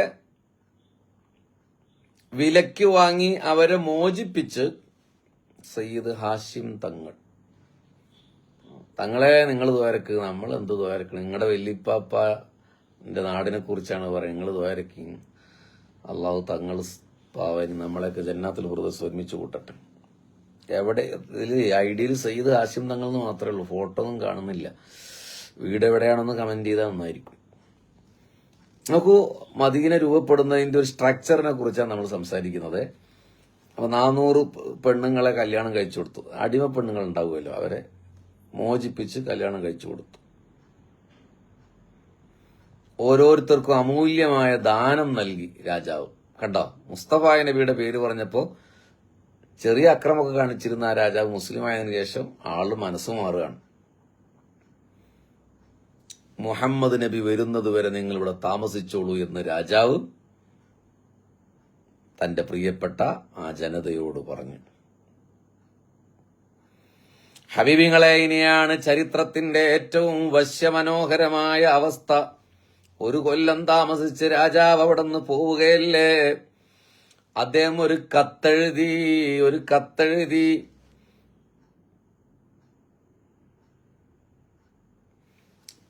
അതിലൊരു സുവർണ മുദ്ര ചാർത്തി. കത്തെഴുതി. ആർക്ക കത്തെന്നറിയോ? പിന്നീട് പറയാം.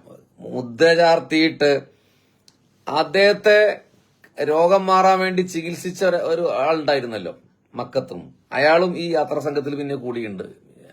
അപ്പൊ അയാളുടെ കയ്യിൽ ഏൽപ്പിച്ചു. എന്നിട്ട് പറഞ്ഞു, ഇത് മുഹമ്മദ് നബിയെ നിങ്ങൾ കണ്ടുമുട്ടുകയാണെങ്കിൽ നേരിട്ടോ അഥവാ നബിയുടെ കാലം വരെ ജനിക്കുന്ന തലമുറകൾ കൈമാറിയോ ഈ കത്ത് മുഹമ്മദിലെത്തിക്കണേ. ഹബീബിങ്ങളെ, ഒരു സലാത്ത് എല്ലിക്കാണി. ഞാൻ കാണുന്നില്ലെങ്കിൽ നിങ്ങൾ ഒരു സലാത്ത് എല്ലി വീട്ടുകാരും കുടുംബങ്ങളും ഒക്കെ കാണുന്നുണ്ടാവും. അള്ളാഹു ജന്നാത്തുൽ ഫിർദൗസ് നമുക്ക് ഇടം തരട്ടെ, മദീനത്ത് പോകാൻ തൗഫീഖ് ചെയ്യട്ടെ. എന്താണ് പറയണത്? ഈ കത്ത് നിങ്ങൾ മുഹമ്മദിനെ ഏൽപ്പിക്കണം സല്ലല്ലാഹു അലൈഹി വസല്ലം. മുഹമ്മദിനെ നിങ്ങൾ കണ്ടിട്ടില്ലെങ്കിൽ നിങ്ങളുടെ അടുത്ത തലമുറയെ നിങ്ങൾ ഏൽപ്പിക്കണം. അവരോട് പറയണം അടുത്ത തലമുറയെ ഏൽപ്പിക്കാൻ. അങ്ങനെ തലമുറകൾ കൈമാറി ആ കത്ത് മുഹമ്മദ് മുസ്തഫ സല്ലല്ലാഹു അലൈഹി വസല്ലമയിൽ എത്തിച്ചേരണം. തന്റെ വിശ്വാസ വിളംബരവും നിലപാട് പ്രഖ്യാപനവും നബി സല്ലല്ലാഹു അലൈഹി വസല്ലമയുടെ ശുപാർശ തേടലും ഉൾക്കൊള്ളുന്ന കത്തിന്റെ സുവർണ മുദ്രയിൽ ലില്ലാഹിൽ അംറു മിൻ ഖബ്ലു വമിൻ ബഅദു വയൗമഇദി യഫറഹുൽ മുഅ്മിനൂൻ ബിനസ്രില്ലാഹ്. സൂറത്ത് ഖുർആനിലെ 30-ാം അധ്യായം 4-5 വചനങ്ങളാണത്. അള്ളാഹുവിനാണ് കാര്യങ്ങളുടെ നിയന്ത്രണം. മുമ്പും ശേഷവും അള്ളാഹുവിന്റെ സഹായം കൊണ്ട് അന്ന് സത്യവിശ്വാസികൾ സന്തുഷ്ടരാകും എന്ന് പരിശുദ്ധ ഖുർആനിൽ പിന്നീട് ഖുർആൻ ആ എഴുത്തില് ഈ വാക്കുണ്ടായിരുന്നു. അന്നത് ഖുർആനല്ല. അങ്ങനെ എഴുതി ഉല്ലേഖനം ചെയ്യുന്നു. കത്തിന്റെ അതായത് അതിന്റെ അഡ്രസ് എന്തായിരുന്നു എന്നറിയാം. അഡ്രസ് ഇങ്ങനെയായിരുന്നു: അന്ത്യപ്രവാചകനും ലോകരക്ഷിതാവിന്റെ ദൂതനുമായ മുഹമ്മദ് ബിൻ അബ്ദുല്ലാഹിക്ക് തുബ്ബ ഒന്നാമൻ ഹിംയർ ബിൻ വർദയിൽ നിന്ന് എന്നാണ് ആ കത്തിന്റെ അഡ്രസ്. മാഷാ അല്ലാ, കോരിത്തരിക്കണേ മാഷാ അല്ലാ. എന്താണ് ഈ കേൾക്കുന്നത്? അള്ളാഹുവിന്റെ പ്രവാചകനായ അന്ത്യപ്രവാചകനായ മുഹമ്മദ് ബിൻ അബ്ദുള്ളക്ക് ആരാ എഴുതുന്നത്? ഫ്രം അഡ്രസ് ഇങ്ങനെയാണ്: തുബ്ബ ഒന്നാമൻ ഹിംയർ ബിൻ വർദ എന്നാണ് ആ കത്തിന്റെ ഫ്രം അഡ്രസ്. കത്ത് ആ ജ്ഞാനിയെ ഏൽപ്പിച്ച്, പണ്ഡിതനെ ഏൽപ്പിച്ച് മദീനയിൽ നിന്ന് പുറപ്പെട്ട തുബ്ബ ഇന്ത്യൻ നാടുകളായ ഗലസാനിലൂടെയാണ് സഞ്ചാരം ചെയ്തത്. അവിടെ വെച്ചാണ് മരണപ്പെട്ടത്. യാ അല്ലാഹ്, യാ അല്ലാഹ്, എന്തോ ഇന്ത്യയുമായി ഒരു കണക്ഷൻ വരുന്നുണ്ടോ? ഏതാണ് സ്ഥലം എന്ന് ഞാൻ അന്വേഷിച്ച് പറഞ്ഞുതരട്ടോ, അത് കൃത്യമായിട്ട് അറിയില്ല. ഗലസാൻ, അതിലൂടെയാണ് തുബ്ബരാജ് തിരിച്ചു മടങ്ങിയത്.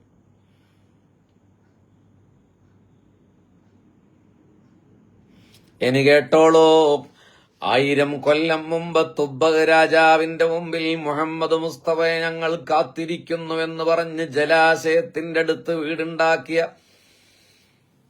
ഇടയിലൊന്ന് പറയട്ടെ, ജലാശയം നിങ്ങൾ ഉംറയ്ക്ക് പോയാൽ, ഹജ്ജിന് പോയാൽ, നിങ്ങളുടെ അമീറുമാർ അറിയുന്നവരാണെങ്കിൽ ചോദിക്കണം ഏതാണ് ആ ജലാശയം. അവിടെ പറ്റുമെങ്കിൽ നിങ്ങളൊന്ന് പോയി കാണണം. ഇനി കേട്ടോളൂ, അന്ന് അവിടെ താമസിച്ച ആളുകളുടെ പിന്മുറക്കാരാണ്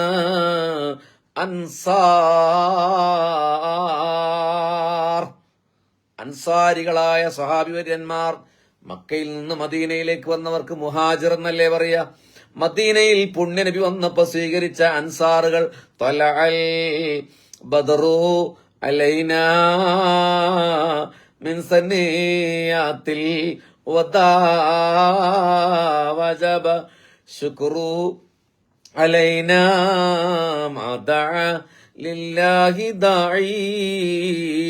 ഈ പാട്ടുപാടി ദഫിന്റെ പ്രതലങ്ങളിൽ കുഞ്ഞുമക്കളുടെ വിരലുകൾ താളമിട്ട് അവരുടെ അതരപടങ്ങളിൽ നിന്ന് നിലാമഴ പോലെ പ്രവാചക പ്രണയം പെയ്തിറങ്ങുമ്പോ അന്നത്തെ അൻസാറുകളുടെ കുറിച്ച് നമുക്കറിയാം.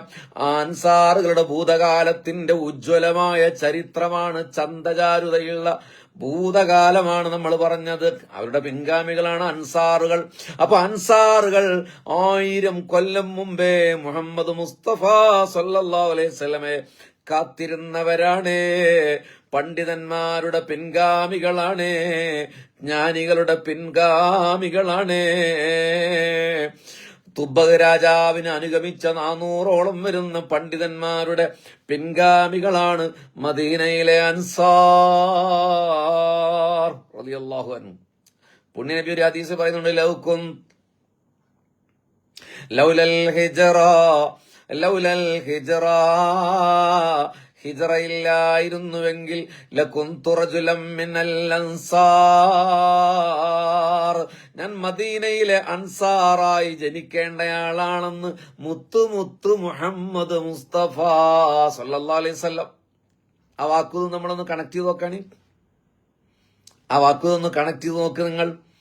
ഞാൻ മദീനയിലെ അൻസാറായി ജനിക്കേണ്ടയാളാണ്. കാരണം അൻസാരികൾ റസൂലിനെ കാത്തിരുന്ന ആളാ. മദീനത്ത് പോകുമ്പോ കോരിത്തരിക്കണം. പുണ്യനബി 1000 കൊല്ലം മുമ്പ് നാമധേയം എഴുതിയ നാടാണ് മദീന.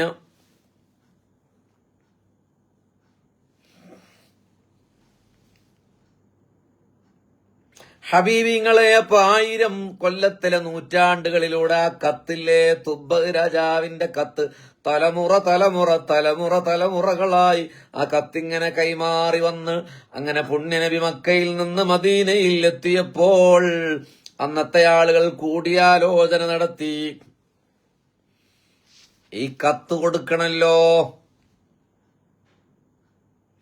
നബി സല്ലല്ലാഹു അലൈഹി വസല്ലം മദീനയിൽ എത്തുന്നതിന്റെ മുമ്പ് കുറച്ചാൾക്കാരെ നിയോഗിച്ചിട്ടുണ്ട്. അത് നമുക്കറിയാലോ. മുഹമ്മദ് നവാസ് ഒരുപാട് പ്രഭാഷണങ്ങൾ കേൾക്കാറുണ്ട്. ഈ കാര്യങ്ങൾ ആദ്യമായാണ് കേൾക്കുന്നത്. ജസാക്കുമുല്ലാഹു ഖൈർ, ദുആ ചെയ്യണം. അപ്പൊ ആ മദീനത്തേക്ക് ഹിജ്റ വരുന്നതിന് മുമ്പേ അവിടുത്തെ കാര്യങ്ങളൊക്കെ പരിശോധിക്കുന്നതിനും തയ്യാറെടുപ്പിനും വേണ്ടി കുറച്ചാളുകാരെ നിയോഗിച്ചിരുന്നില്ല. അതിൽപ്പെട്ട ഒരാളാണ് അബ്ദുറഹ്മാൻ ബിൻ ഔഫ് റളിയല്ലാഹു അൻഹു. നമുക്കറിയാം.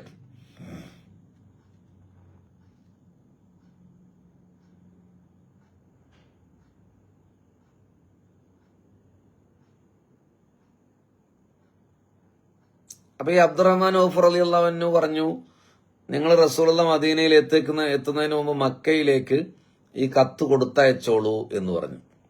റസൂലുള്ള മദീനയിൽ എത്തുന്നതിന് മുമ്പ് തന്നെ കത്ത് കൊടുത്തയച്ചോളാൻ പറഞ്ഞു.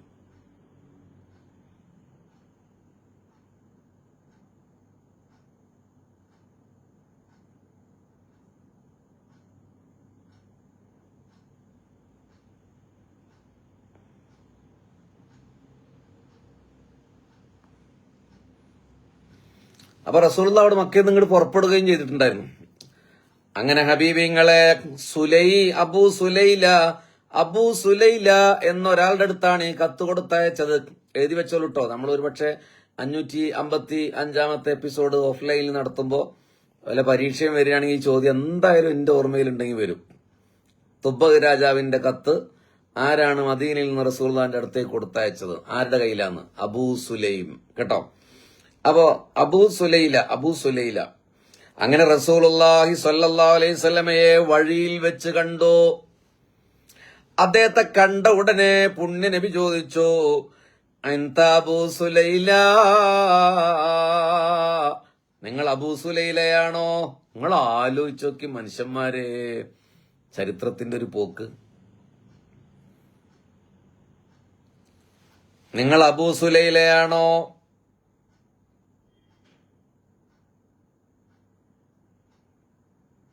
അപ്പോ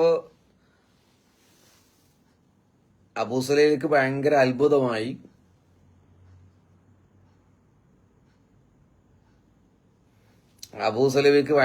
നമ്മളെ ജീവിതത്തിൽ ആദ്യമായിട്ടാണ് മുസ്തഫ നബി കാണുന്നത്. എന്നിട്ട് അബൂ സുലൈല എങ്ങനെയാണ്? അബൂ സുലൈല ആണോന്ന് എങ്ങനെ റസൂലുള്ള ചോദിച്ചെന്ന്.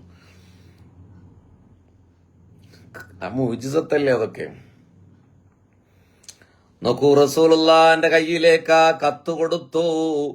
1000 കൊല്ലം മുമ്പ് തുബ്ബ രാജാവ് എഴുതിയ കത്ത് ദാ അബൂ സുലൈല പുണ്യനബിയുടെ കയ്യിൽ കൊടുത്തു. റസൂലുള്ളാഹ്ക്ക് വായിക്കാൻ അറിയില്ലല്ലോ. അബൂബക്കർ സിദ്ദീഖ് റളിയല്ലാഹു അൻഹു ആ കത്ത് വായിക്കാൻ അറിയില്ല എന്ന് പറഞ്ഞാൽ മോജിസത്തോണ്ടാണ് റസൂലുള്ള വായിച്ചത് കേട്ടോ. അബൂബക്കർ റളിയല്ലാഹു അൻഹു ആണ് ആ കത്ത് വായിച്ചത്. അപ്പൊ റസൂലുള്ള അബൂ ലൈലയോട് പറഞ്ഞു, അബൂ സുലൈല അല്ല കേട്ടോ, അബൂ ലൈല എന്നാണ് പേര്. അബൂ സുലൈല എന്നാ ഞാൻ പറഞ്ഞു, അല്ല അബൂ ലൈല എന്നാണ്. അതായത് ലൈലയുടെ വാപ്പാന്നാവും. മദീനയിലേക്ക് മടങ്ങാൻ കൽപ്പിച്ചു. മദീനയിലേക്ക് പോകൂ എന്ന് അബൂ ലൈലയോട് പുണ്യ നബി സല്ലല്ലാഹു അലൈഹി വസല്ലം പറഞ്ഞു. അങ്ങനെ അബൂ ലൈല മദീനയിലേക്ക് മടങ്ങി. പിന്നീട് അധികം വൈകാതെ റസൂലുള്ളാഹി സ്വല്ലല്ലാഹു അലൈഹി വസല്ലം മദീനയിലെത്തി. മദീനയിൽ എന്ന് പറഞ്ഞാൽ യസ്രിബിൽ എത്തിച്ചേർന്നു.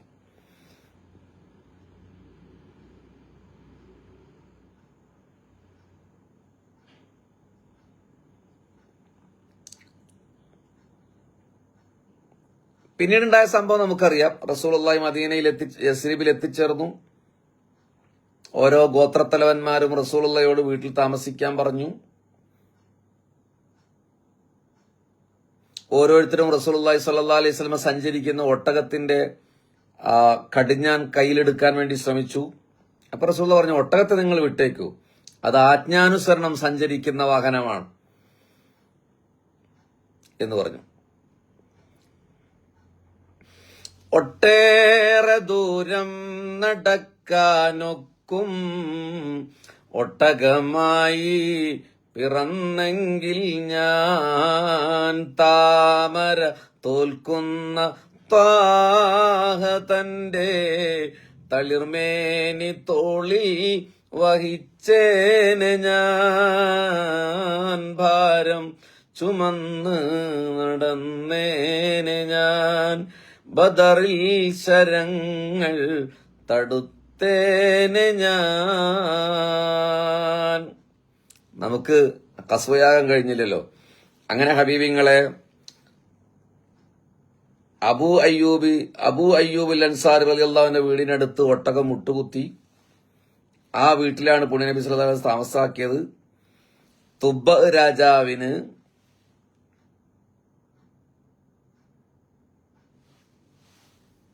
തങ്ങളെന്താ എഴുതിയ ഒരു സഹോദരിക്ക് വേണ്ടി ഇതുവരെ അല്ലാഹു ഖൈർ വിധിക്കണേ തമ്പുരാനെ. ജീവിതമാണ് ഖൈറെങ്കിൽ അള്ളാഹു അൻസാറുകളായ സഹാബത്തിനെ കുറിച്ച് പറയുന്ന സമയമാണ്. അവരുടെ ഹക്ക് കൊണ്ട് ജീവിതമാണ് ഹൈറെങ്കിൽ രോഗശമനം നൽകി ആഫിയത്തുള്ള ദീർഘായുസ് നൽകി, മരണമാണ് ഹൈറെങ്കിൽ പടച്ചോനെ അവരെ വല്ലാതെ വേദനിപ്പിക്കാതെ ഹൈറായ ഈമാനുള്ള മരണം നൽകണേ റബ്ബേ.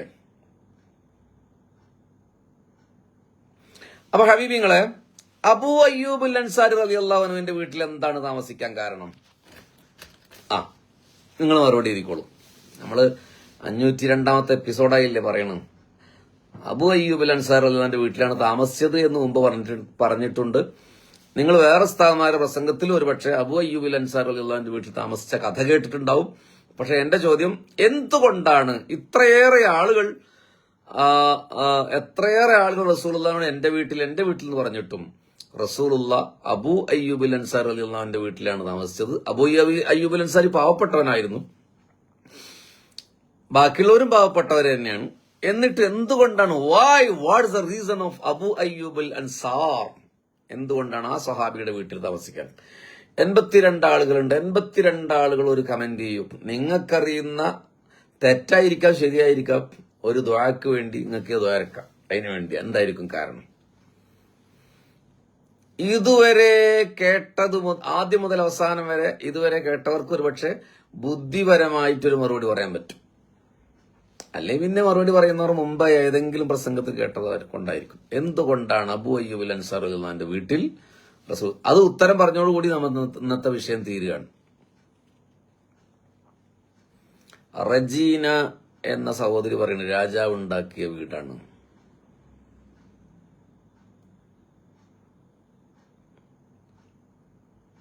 ശരിയായ മറുപടി ഞാൻ അവസാനം പറയാം. 87 ആൾക്കാരും ചിലപ്പോൾ കമന്റ് ചെയ്യാൻ പറ്റുന്നുണ്ടാവും. ചിലർ ഡ്രൈവിങ്ങിലാവും, ചിലർ മേശപ്പുറത്ത് വെച്ച് ശാപ്പാട് കഴിക്കാവും, അല്ലെ? ചില ആൾക്കാർ ഭക്ഷണം തയ്യാറാക്കുക. 11 മണിയായി. അല്ല, ഗൾഫിലൊക്കെ ചിലപ്പോൾ ഫുഡ് ഉണ്ടാക്കുകയാവും. അപ്പോൾ എല്ലാവരും കമന്റ് ചെയ്യുമെന്നത് അറിയില്ല. കുറച്ചാളുകളും കമന്റ് ചെയ്യും. മുഹമ്മദ് റബീ എഴുതിയാണ് തുബ്ബ രാജാവ് പറഞ്ഞിരുന്നു എന്ന്. അവിടെ താമസിക്കാനോ? മുഹമ്മദ് റാസി തുബ്ബ രാജാവ് നിർമ്മിച്ച വീട് നസ്രത്ത് നസി നബിയുടെ ഒട്ടകം മുട്ടുകുത്തിയ സ്ഥലമാണ്. അത് ഞാൻ പറഞ്ഞല്ലോ, നബിയുടെ ഒട്ടകം അവിടെ മുട്ടുകുത്തിയിട്ടുണ്ട്. അതിനെന്താണ് കാരണം എന്നാണ് ചോദിച്ചത്. ഒട്ടകം മുട്ടുകുത്തിയത് കൊണ്ടല്ല അവിടെ താമസിച്ചത്. ഒട്ടകം മുട്ടുകുത്താനുള്ള കാരണം എന്താണെന്ന് ചോദിച്ചു. അവിടെ തന്നെ ഒട്ടകം മുട്ടുകുത്തി എന്തിനാണ്? വേറെ കുറെ വീടുകളുണ്ടെന്നില്ലേ? എം കെ റാഫി പറയുന്നു തുബ്ബ രാജാവ് ഉണ്ടാക്കിയ വീടാണെന്ന്.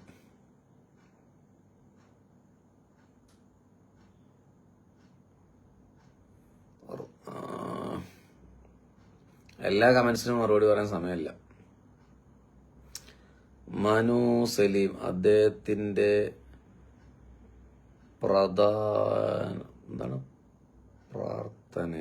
പ്രാർത്ഥനയായിരുന്നു. ബാസിത്ത് അബ്ദുല്ല വീട് റസൂലുള്ളാഹിക്ക് ഒരുക്കി വെച്ചതാണ്. ഒട്ടകം മുട്ടുകുത്തിയത് അവിടെയാണ്.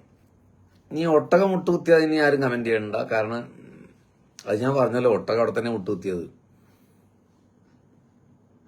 പക്ഷെ ഒട്ടകം മുട്ടുകുത്തിയത് കൊണ്ടാണ് അവിടെ താമസിക്കുന്നതല്ല, അതിന് ചരിത്രപരമായ കാരണം ഉണ്ടാവും.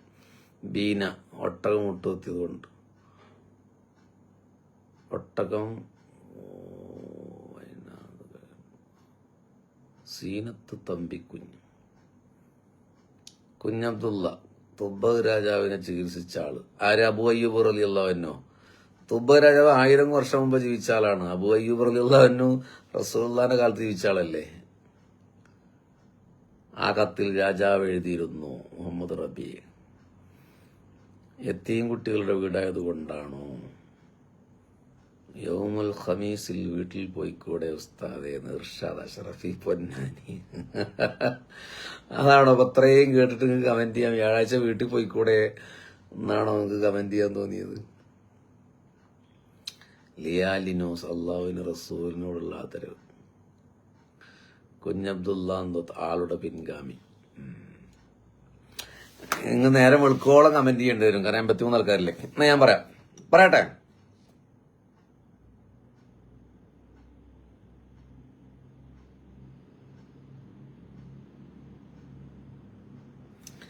അതായത് മക്കയിൽ വെച്ച് അദ്ദേഹത്തിന്റെ അസുഖം മാറാൻ വേണ്ടി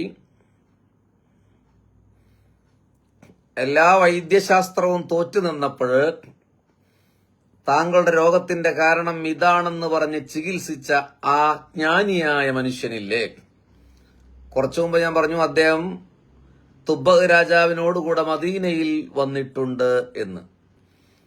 ആ മനുഷ്യന്റെ സന്താന പരമ്പരയിലാണ് അബൂ അയ്യൂബ് റളിയല്ലാഹു അൻഹു ജനിച്ചത്. അങ്ങനെ വരുമ്പോൾ ഒരുപക്ഷെ അബൂ അയ്യൂബുൽ അൻസാർ റളിയല്ലാഹു അൻഹുവിന്റെ ആ വീട് ആ കാലഘട്ടത്തിൽ പിന്മുറയായി വന്ന വീടാകാം, പുനരുദ്ധാന പ്രവർത്തനങ്ങൾക്ക് ശേഷം. അപ്പൊ ആ കൂട്ടത്തിലെ 4000 ആളുകളിൽ ഏറ്റവും ജ്ഞാനിയായ മനുഷ്യൻ ജീവിച്ചത് ആ വീട്ടിലായിരുന്നു. ആ പരമ്പരയിലാണ്, അതായത് അദ്ദേഹത്തിന്റെ ഭാര്യ, അങ്ങനെ കുട്ടികൾ അങ്ങനെ വന്ന ആളാണ് അബൂ അയ്യൂബുൽ അൻസാർ റളിയല്ലാഹു അൻഹു. ബാക്കിയുള്ളവരൊക്കെ മറ്റു പണ്ഡിതന്മാരുടെ ആളാണ്. അതുകൊണ്ടായിരിക്കാം ജ്ഞാനത്തോട് കഅബയെ അനാദരവ് പറഞ്ഞ തുബ്ബയിനെ രക്ഷിച്ച ആ ജ്ഞാനിയുടെ പരമ്പരയിൽ ജ്ഞാനോദയ സിദ്ധിയുടെ പ്രവാചകൻ താമസിക്കാൻ കാരണം. ഓക്കെ, അല്ലാതെ എത്ര വീടുണ്ട്?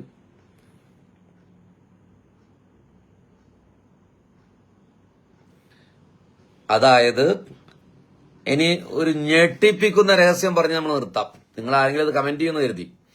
ഞാനതൊന്നും ഇങ്ങനെ ഓറലായി പറഞ്ഞെങ്കിലും അതിന്റെ സത്യാവസ്ഥ എങ്ങനെയാണ്? തുബ്ബഹ് രാജാവ് 400 പണ്ഡിതന്മാർക്ക് 400 വീടാണ് പണിതതെന്ന് ഞാൻ നേരത്തെ പറഞ്ഞല്ലേ? പറഞ്ഞോ അങ്ങനെ പറഞ്ഞു എങ്കിൽ 401ാമത്തെ ഒരു വീട് കൂടി തുബ്ബഹ് രാജാവ് പണിതു. അത് എന്നാണ് ഹബീബ് മുഹമ്മദ് മുസ്തഫ യസ്രിബിൽ എത്തിച്ചേരുന്നത്? അന്ന് ഹബീബായ റസൂലുള്ളാഹി താമസിക്കാനുള്ള വീടായിരുന്നു. ആ വീട്ടിലാണ് അബൂ അയ്യൂബുൽ അൻസാരി റളിയല്ലാഹു അൻഹു താമസിച്ചിരുന്നത്.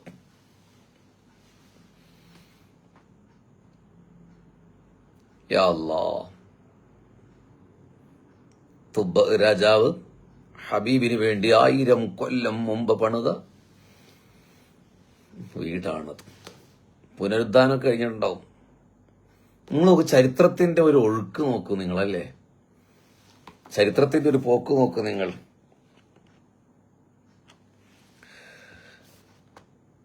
വഫാ ഉൽ വഫാ എന്ന കിതാബിന്റെ 1-ാം വാള്യം 10-ാം പേജിൽ ഈ കാര്യം രേഖപ്പെടുത്തിയിട്ടുണ്ട്. ഇനി നിങ്ങളിത് മറക്കരുത്. കുഞ്ഞബ്ദുള്ള അന്തോത്ത് എന്നുള്ള ഐഡിയിലുള്ള ആ സഹോദരൻ പറഞ്ഞിട്ടുണ്ടായിരുന്നു, ഈ മറുപടി പറഞ്ഞിട്ടുണ്ടായിരുന്നു. ഞാനത് കണ്ടിട്ട് കാണാത്ത പോലെ ഇരുന്നതാണ്. കാരണം എല്ലാവരും പിന്നെ അതേ മറുപടി പറയണ്ടെന്ന് കരുതി. നിങ്ങളിത് മരണം വരെ മറക്കരുത്. മദീനയിൽ ഉംറക്ക് പോകുമ്പോൾ നിങ്ങൾ അടുത്ത റൂമുകാരോടൊക്കെ ഇത് പറഞ്ഞു കൊടുക്കണം, ഇങ്ങനൊരു സംഭവം ഉണ്ടായിട്ടുണ്ട്. അപ്പൊ എനിക്ക് ദ്വാരക്കണം. നിങ്ങൾ വയതിലൊന്നും കേട്ടില്ലല്ലോ, അപ്പൊ നിങ്ങൾ എനിക്ക് ദ്വാരക്കണം.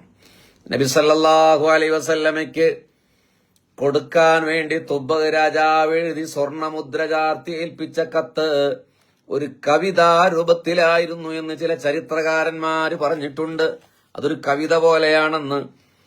കേട്ടോളൂ. ഷഹീദു അലാ അഹ്മദ അന്നഹു റസൂൽ മിനല്ലാഹി ബാരിൻ നസം ഫലൗ മുദ്ദ ഉംരി ലാ ഉംരിഹി ലകുന്തു വസീറൻ ലഹു വബ്ന അമ്മി وجاهدت بالسيف أعداءه وفرجت عن صدره كل غمي. മനുഷ്യ സൃഷ്ടാവായ അള്ളാഹുവിൽ നിന്നുള്ള ദൂതനാണ് അഹമ്മദ് നബി എന്ന് ഞാൻ സാക്ഷ്യം വഹിക്കുന്നു. ഹബീബിങ്ങളെ, 1000 കൊല്ലം മുമ്പ് റസൂലുള്ള ജനിക്കുന്നതിന് 1000 കൊല്ലം മുമ്പ് തുബ്ബഹ് രാജാവ് മദീന എന്ന് പറയുന്ന യസ്രിബിൽ വെച്ച് എഴുതുകയാണ്, ആ ദൂതന്റെ കാലം വരെ അള്ളാഹു എന്റെ ആയുസ് ദീർഘിപ്പിച്ചിരുന്നുവെങ്കിൽ ഞാൻ അവിടുത്തെ മന്ത്രിയും അദ്ദേഹത്തിന്റെ സേവകനുമാകുമായിരുന്നു. നബിയുടെ ശത്രുക്കളോട് ഖഡ്ഗം കൊണ്ട് പോരാടുകയും ആ ഹൃദയത്തിൽ നിന്ന് സർവ്വദുഃഖവും നീക്കിക്കളയുകയും ചെയ്യുമായിരുന്നു.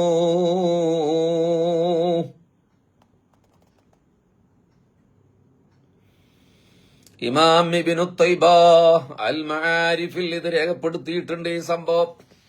ഹബീബിങ്ങളെ, അതാണ് മുഹമ്മദ് മുസ്തഫ സല്ലല്ലാഹു അലൈഹി വസല്ലമയുടെ നാടായ അൽ മദീനത്തുൽ മുനവ്വറ. ഇനി നിങ്ങൾ ഹജ്ജിനോ ഉംറയ്ക്കോ പോകുമ്പോൾ നിങ്ങളുടെ ക്ലാസ്സിൽ കേട്ടാലും ഇല്ലെങ്കിലും ഈ ചരിത്രം ഫ്ലൈറ്റിലിരുന്ന് നിങ്ങളുടെ ഓർമ്മകളെ ജ്വലിപ്പിക്കണം. മക്കയിൽ നിന്ന് 450 കിലോമീറ്റർ ദൂരം മക്ക മദീന എക്സ്പ്രസ് ഹൈവേയിലൂടെ നിങ്ങളുടെ ബസ് ഇങ്ങനെ പോകുമ്പോൾ നിങ്ങൾ ആലോചിക്കണം, ഈ ആദ്യം മുതൽ പറഞ്ഞ തുബ്ബഖ് രാജാവ് യമനിൽ നിന്ന്, ഞാൻ ഒന്ന് ബ്രീഫ് ചെയ്ത് പറയാം, യമനിൽ നിന്ന് യാത്ര തുടങ്ങി ഓരോ ഗ്രാമങ്ങളിൽ നിന്നും 10 ആലിമീങ്ങളെ കൂടെ ചേർത്ത് മക്കയിൽ ചെന്ന് താമസിച്ചപ്പോൾ മക്ക പൊളിക്കാൻ ശ്രമിച്ചു, ചിന്തിച്ചു. അങ്ങനെ അദ്ദേഹത്തിന് കാതിൽ നിന്നും കണ്ണിൽ നിന്നും ദുർഗന്ധം വമിക്കുന്ന രോഗം വന്നു. ആരും ചികിത്സിക്കാൻ ശ്രമിച്ചിട്ടും നടന്നില്ല. അപ്പോഴാണ് ഒരു മഹാജ്ഞാനി വന്ന് പറഞ്ഞത്, നിങ്ങൾ കഅബയെ ആദരവ് കേട് കാണിച്ചിട്ടുണ്ട്, അത് മാപ്പ് പറയണം. അങ്ങനെ രോഗം മാറി. എന്നിട്ട് ആ സംഘം യസ്രിബിലേക്ക് വന്നു. 4000-ഓളം ആളുകളും 400 പണ്ഡിതന്മാരും കൂടി വന്നു. ഈ 400 പണ്ഡിതന്മാർ അവിടെ നിന്ന് നിൽക്കാൻ നിർബന്ധിതരായി, അല്ലെങ്കിൽ ഞങ്ങൾ ഇവിടെ നിൽക്കുകയാണെന്ന് പറഞ്ഞു. അപ്പൊ രാജാവ് ചോദിച്ചു, നിങ്ങൾ എന്തിനാണ് ഇവിടെ നിൽക്കുന്നത്? മന്ത്രിയോട് ചോദിച്ചു, എന്താണ് അവർ നിൽക്കാൻ കാരണം പറഞ്ഞത്? അവര് പറഞ്ഞു, മുഹമ്മദ് മുസ്തഫ എന്ന ഒരു പ്രവാചകൻ അന്ത്യനാളിൽ വരാനിരിക്കുന്നുണ്ട്, ആ മനുഷ്യനെ കാണാനും വിശ്വസിക്കാനുമാണ് എന്ന്. അപ്പൊ രാജാവ് പറഞ്ഞു, എങ്കിൽ പിന്നെ ഞാനും ഒരു കൊല്ലം താമസിക്കാം. അങ്ങനെ അദ്ദേഹം ഒരു കൊല്ലം അവിടെ താമസിച്ചു. 400 ആലിമീങ്ങൾക്ക് 400 വീടും. അദ്ദേഹം പറഞ്ഞു, ഒരു വീട് ഒഴിച്ചിടുന്നുണ്ട്, അത് മുഹമ്മദ് മുസ്തഫ സല്ലല്ലാഹു അലൈഹി വസല്ലമയ്ക്ക് വേണ്ടിയിട്ടാണെന്ന് പറഞ്ഞ് അവർക്ക് കല്യാണം കഴിച്ചു കൊടുത്ത് ആ മനുഷ്യൻ അവിടെ നിന്ന് പോയി ഇന്ത്യയിലെ ഖസാനിലൂടെ സഞ്ചരിക്കുമ്പോൾ മരണപ്പെട്ടു. ആ കാലഘട്ടത്തിൽ 1000 കൊല്ലം പിന്നീട് ജീവിച്ച തലമുറകളാണ് അൻസാറുകൾ എന്ന പേരിൽ അറിയപ്പെട്ടത്. അൻസാറുകളിൽ അബൂ അയ്യൂബിൽ അൻസാരി റളിയല്ലാഹുവിന്റെ വീട്ടിലാണ് മുത്തനബി താമസിച്ചതെങ്കിൽ അതാ ജ്ഞാനിയായ കഅബയെ തകർക്കുന്നതിൽ ചിന്തിച്ച മനുഷ്യന്റെ രോഗം, തുബ്ബയിന്റെ രോഗം മാറ്റിയ ആ ജ്ഞാനിയുടെ സന്താന പരമ്പരയിലാണ് അബൂ അയ്യൂബ്. ആ അബൂ അയ്യൂബ് താമസിച്ച തുബ്ബഖ് രാജാവ് റസൂലുള്ളാഹിക്ക് 1000 കൊല്ലം മുമ്പ് പണിത വീട്ടിലുമാണ്. ചരിത്രത്തിന്റെ മനോഹരമായ സംഘാതം. അങ്ങനെയാണ് മക്കയിൽ നിന്നൊരു രാവിന്റെ ഇരുളിൽ എന്റെ ഹബീബായ സല്ലല്ലാഹു അലൈഹി വസല്ലമ യസ്രിബിലേക്ക് വരുന്നത്. എങ്കിൽ അത് റസൂലുള്ളാഹ് മക്ക വിട്ട് മദീനയിലേക്കുള്ള യാത്രയായിരുന്നില്ല, വീട്ടിൽ നിന്ന് വീട്ടിലേക്കുള്ള യാത്രയായിരുന്നു. അള്ളാഹു നമ്മളെ കബൂൽ ചെയ്യട്ടെ. കേൾക്കാത്ത കഥകളുടെ ചെപ്പ് തുറന്ന മനസ്സുകൊണ്ട് മദീനയിലേക്ക് വീണ്ടും നമ്മൾ വരും. ഒരുപക്ഷെ ഇനി അടുത്ത ദിവസം വാട്സപ്പ് ഗ്രൂപ്പിലായിരിക്കും സംസാരിക്കുക. ഒരു ദിവസം വാട്സപ്പ് ഗ്രൂപ്പിൽ പറഞ്ഞാൽ ഒരു ദിവസം ഫേസ്ബുക്കിലായിരിക്കും. ഇതിൽ വാട്സപ്പ് ഗ്രൂപ്പിൽ ഇല്ലാത്തവർ, അതിൽ കേൾക്കാൻ ആവശ്യമുള്ളവർ ഇവിടെ നമ്പർ എഴുതിയിട്ടാൽ നമ്മുടെ അഡ്മിൻസ് ഇവിടെയുണ്ട്. ഷിഹാബുദ് തങ്ങൾ എളമ്പുളാശ്ശേരി ലൈനിലുണ്ട്, നന്ദ് ചന്തോസ് ചീഫ് അഡ്മിൻ ലൈനിലുണ്ട്. അവർ നിങ്ങളുടെ നമ്പർ എഴുതിയെടുത്ത് നിങ്ങൾക്ക് ലിങ്ക് അയച്ചു തരും. നിങ്ങൾക്ക് ഗ്രൂപ്പിൽ കയറാം, നിർബന്ധമൊന്നുമില്ല. ഒരുപക്ഷെ ദിവസങ്ങളോളം ഫേസ്ബുക്കിൽ ലൈവ് വരാതെ ഗ്രൂപ്പിൽ മാത്രമായിരിക്കും പറയാം. മദീന പറച്ചിൽ മാത്രമേ ഉള്ളൂ ഹബീബിങ്ങളെ. ഞാൻ 2 ദിവസം മുമ്പേ ഇതിന്റെ ഒരു ഫേസ്ബുക്ക് പോസ്റ്റ് ഇട്ടു ഇന്ന് ലൈവ് ഉണ്ട്. അപ്പോ നമ്മളെ പരിചയമില്ലാത്തവർ, ലൈവ് ഒരിക്കലും കേൾക്കാത്ത 1-2 ആളുകളൊന്ന് കമന്റ് ഇട്ടു, ഓ പൈസ ഉണ്ടാക്കാനുള്ള പരിപാടിയാണ്. നിങ്ങൾ കണ്ടില്ലത്? ഞാൻ മറുപടി ഒന്നും പറഞ്ഞില്ല. 5-6 വർഷങ്ങളായി ഈ സംസാരം കേൾക്കുന്ന 502 എപ്പിസോഡ് വരെ നിരന്തരം യാത്ര ചെയ്തവർക്കറിയാം, പൈസക്ക് വേണ്ടിയിട്ടല്ല. അൽഹംദുലില്ലാഹി റബ്ബിൽ ആലമീൻ. അല്ലാഹുമ്മ സ്വല്ലി അലാ സയ്യിദിനാ മുഹമ്മദിൻ വഅലാ ആലി സയ്യിദിനാ മുഹമ്മദ്. അങ്ങനെ ആയിരുന്നെങ്കിൽ നമ്മൾ ഗംഭീര വയലും ഗംഭീര ദുആയൊക്കെ നടത്തിയിട്ട് എന്റെ ഗൂഗിൾ പേ നമ്പറൊക്കെ ഇങ്ങനെ തരേണ്ടതാണ്, പൈസ അയക്കാൻ. അതൊന്നും ഉണ്ടായിട്ടില്ല. അത് നമ്മൾ അറിയാത്തവർ പറഞ്ഞുകൊണ്ട് നമുക്ക് കുഴപ്പമില്ല. അപ്പൊ ഹബീബിങ്ങളെ, അപ്പൊ തങ്ങളുടെ കമന്റ് ഉണ്ടായിരുന്നു, ഉസ്താദിന് ഫേസ്ബുക്ക് ലൈവാ നല്ലത് എന്ന്. കാരണം വാട്സപ്പ് ഗ്രൂപ്പിൽ ഇങ്ങനെ ഇത്ര ഒരു ആവേശത്തോടെ പറയാൻ പറ്റില്ല. അള്ളാഹുവെ ഞങ്ങളെ കബൂൽ ചെയ്യണേ റബ്ബേ, മക്കയിലും മദീനയിലും ഞങ്ങൾ എത്തിക്കണേ റബ്ബേ, പുണ്യനബി സല്ലല്ലാഹു അലൈഹി വസല്ലമയെ കാണാനുള്ള തൗഫീക്ക് നൽകണേ തമ്പുരാനെ. അള്ളാഹുവേ അള്ളാഹുവേ അള്ളാഹുവേ, ഞങ്ങൾ മരണപ്പെട്ടവർക്ക് മഗ്ഫിറത്ത് നൽകണേ റബ്ബേ, ജീവിച്ചിരിക്കുന്നവർക്ക് ആഫിയത്തുള്ള ദീർഘായുസ്സ് നൽകണേ റബ്ബേ. ഞങ്ങൾ പല ആൾക്കാർ രോഗികളാണ്. ഞങ്ങളുടെ ഉമ്മമാർ, ഉപ്പമാർ, ഞങ്ങളുടെ ഭാര്യമാർ, ഞങ്ങളുടെ സന്താനങ്ങൾ, സഹോദര സഹോദരിമാർ, അവരുടെ സന്താനങ്ങൾ, ഞങ്ങളുടെ ഉസ്താദുമാർ പലരും രോഗികളാണ്. ശിഫ നൽകണേ റബ്ബേ. ഞങ്ങളുടെ ഗുരുനാഥന്മാർക്ക് നീ ആഫിയത്തുള്ള ദീർഘായുസ്സ് നൽകണേ റബ്ബേ. പ്രത്യേകിച്ച് എന്റെ ഗുരു ശൈഖുൽ മഹാനരായ ഹംസ അൽ ഖാസിമി ഉസ്താദ് ആഫിയത്തുള്ള ദീർഘായുസ്സ് നൽകണേ റബ്ബേ. നമ്മുടെ മഹാനായ ശൈഖുൽ ജാമിഅ ആലിക്കുട്ടി ഉസ്താദ് ഖബറിലാണ്. അല്ലാഹുവേ മഗ്ഫിറത്തും റഹ്മത്തും നൽകണേ റബ്ബേ. ജന്നാത്തുൽ ഫിർദൗസിൽ ഒരുമിച്ച് കൂട്ടണേ അല്ലാഹുവേ. പടച്ചവനെ, പല പല ഉദ്ദേശങ്ങൾ വെച്ച് ദുആ ചെയ്യാൻ പറഞ്ഞവർ നീ നിറവേറ്റണേ റബ്ബേ. പല പല രോഗങ്ങളുള്ളവരുണ്ട്, ശിഫ നൽകണേ റബ്ബേ. സന്താനങ്ങളെ സാലിഹീങ്ങളാക്കണേ റബ്ബേ. ജന്നത്തുൽ ഫിർദൗസിൽ ഇടം നൽകണേ റബ്ബേ. ആമീൻ ബിറഹ്മതിക യാ അർഹമർ റഹീമീൻ. ഇനി എന്തെങ്കിലും പറയാണ്ടെങ്കിൽ പറഞ്ഞോളി. 5 മിനിറ്റ് നേരം ഞാൻ മറുപടി പറയും, പിന്നെ പിരിയും.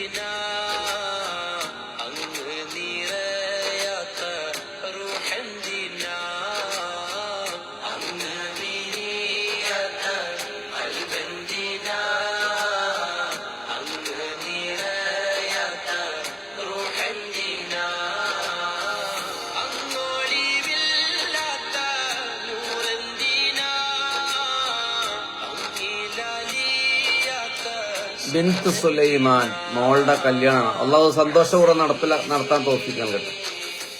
സലീന കരീം ഉപ്പക്കൊണ്ട് തീർക്കണം. അവരൊപ്പം മരണപ്പെട്ടു പോയ അള്ളാഹു അപ്പുറത്തും റഹ്മത്ത് നൽകുക.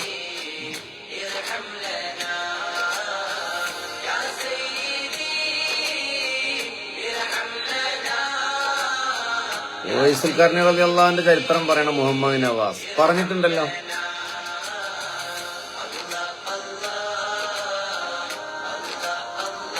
റംലത്ത് സത്താർ മോളുടെ 8 വയസ്സായ മോളുടെ സ്വഭാവം അള്ളാഹുവെ നല്ല സ്വഭാവമാക്കി കൊടുക്കുന്ന റബ്ബേ.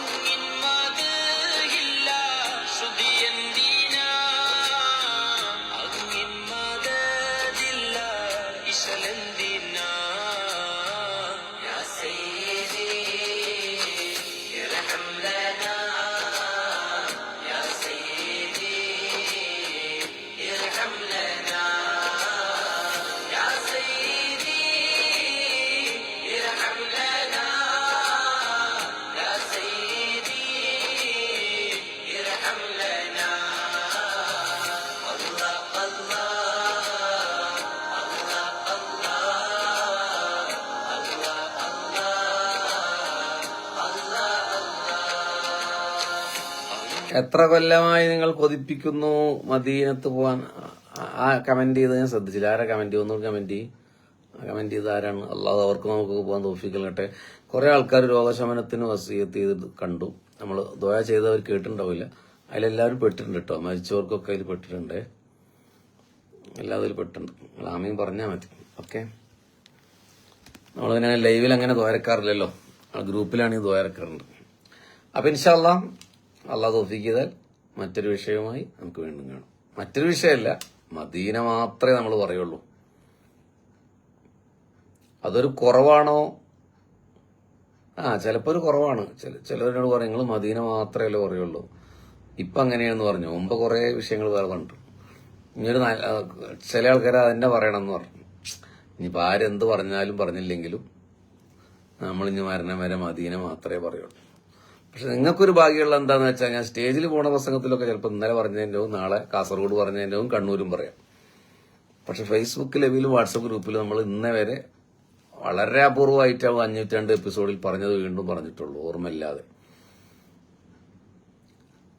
പിന്നെ ഒരു സന്തോഷം നിങ്ങൾക്കുള്ളത്, എനിക്ക് തോന്നുന്നത് ഒരു പക്ഷേ യൂട്യൂബിലെ പ്രസംഗത്തിലൊന്നും ഇവിടെ ഈ പറഞ്ഞ സംഭവങ്ങളൊന്നും മറ്റു ഉസ്താദന്മാരും പറഞ്ഞിട്ടുണ്ടാകാൻ സാധ്യത കുറവാണ്. കാരണം ഇതിങ്ങനെ ഒരു വയലിലൊക്കെ ഒരു വിഷയം, ഇപ്പൊ തുബ്ബ രാജാവിന്റെ ചരിത്രം നമ്മൾ 1 മണിക്കൂർ പറഞ്ഞു. അതൊക്കെ ഒരു പ്രസംഗത്തിൽ ഒരാൾക്ക് പറയാൻ പറ്റില്ലല്ലോ, കാരണം പ്രസംഗത്തിന് അതിന്റെ രീതികൾ ഉണ്ടാവല്ലോ. അതുകൊണ്ട് കേൾക്കാത്ത സംഭവങ്ങളായിരിക്കും നമ്മളിവിടെ പറയാം. തുബ്ബ രാജാവിന്റെ ചരിത്രം റെഫറൻസ് ചോദിച്ചിട്ടുണ്ടല്ലേ, ഉസ്താദാണോ? നല്ല മറുപടി പറഞ്ഞിട്ട് കാര്യമുള്ളൂ. ഉസ്താദാണോ? മുഹമ്മദ് റാസി എന്ന് പറഞ്ഞ ആള് ഉസ്താദാണോ? ഇതുവരെ പറഞ്ഞതൊക്കെ ഷറഹ് മുസ്ലിമിന്റെ 1-ാം വാള്യത്തിൽ പറഞ്ഞിട്ടുണ്ട്, വഫാഉൽ വഫയുടെ 1-ാം വാള്യത്തിൽ പറഞ്ഞിട്ടുണ്ട്, അൽ ഉംദ ഫി ഷറഹിൽ ബുർദ വ്യാഖ്യാന കുറിപ്പുകളുടെ 606-ാം പേജിൽ പറഞ്ഞിട്ടുണ്ട്, വഫാഉൽ വഫയിൽ ധാരാളമായി പറഞ്ഞിട്ടുണ്ട്, താരീഖുൽ ഖുലഫായിൽ ഉദ്ധരിച്ചിട്ടുണ്ട്, ഹാഷിയത്തുൽ ബാജൂരി അല മത്നിൽ ബുർദ അതിൽ ഉദ്ധരിച്ചിട്ടുണ്ട്. പിന്നെ പിന്നെ പിന്നെ പിന്നെ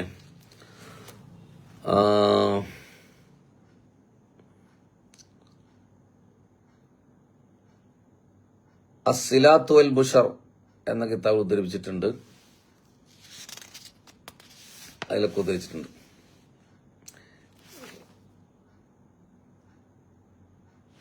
പിന്നെ ഒരു സംഭവം കൂടി പറയാം. ഇബ്നു തൈമിയ ഇഖ്തിലാഉ സിറാത്തുൽ മുസ്തഖീം എന്ന ഗ്രന്ഥത്തിൽ പറഞ്ഞിട്ടുണ്ട്. നമുക്ക് അദ്ദേഹം തെളിവല്ല, പക്ഷെ പുത്തംവാദിയായ അദ്ദേഹം പോലും ഈ സംഭവം ഉദ്ധരിച്ചിട്ടുണ്ട് എന്നാണ് ഞാൻ പറഞ്ഞത് കേട്ടോ. ഇബ്നു കസീർ റഹിമഹുല്ലാഹ് ഒരു തഫ്സീറിൽ രേഖപ്പെടുത്തിയിട്ടുണ്ട്. ഇമാം നവവി റളിയല്ലാഹു അൻഹു ഇലാഹിലുണ്ട്. ഇതുവരെ പറഞ്ഞ എല്ലാ കാര്യങ്ങളും ഞാൻ പറഞ്ഞു കേട്ടോ. ഇബ്നു ഖുദാമ മുഗ്നിയിൽ ഉദ്ധരിച്ചിട്ടുണ്ട്, അബുൽ ഫർജ ഷർഹുൽ കബീർ ഉദ്ധരിച്ചിട്ടുണ്ട്, മഫാഹീമിലുണ്ട്, അൽബിദായയിലുണ്ട്, ഫത്തുൽ ബാരിയിലുണ്ട്. ഓക്കെ,